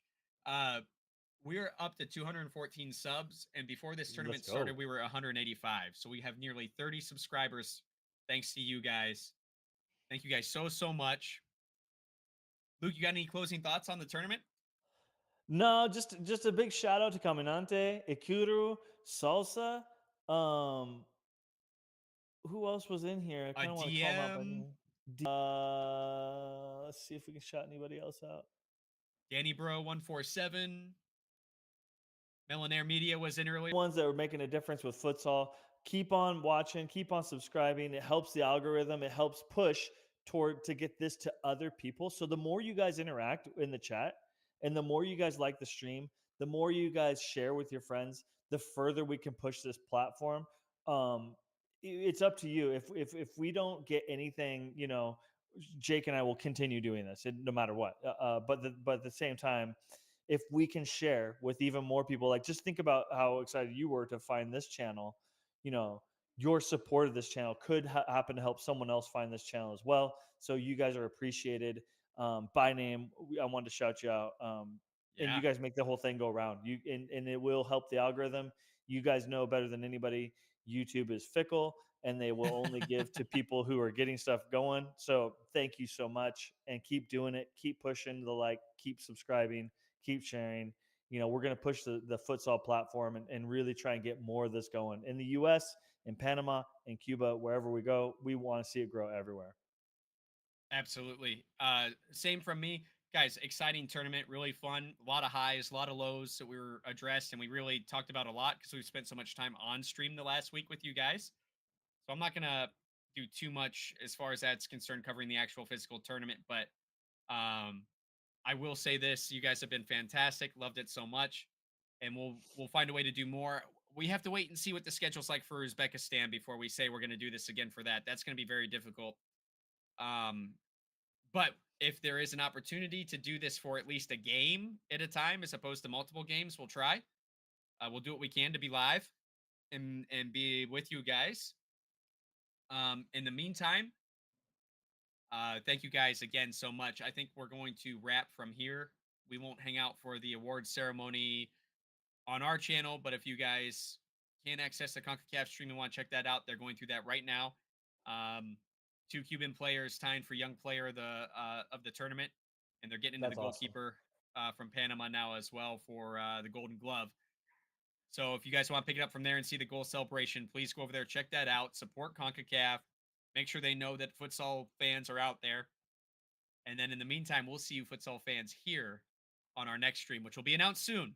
We'll be doing an interview with someone special that was at this tournament. So stay tuned. Keep an eye on us. We'll keep an eye out for you. And until we hear from you then, don't forget to play with your soul.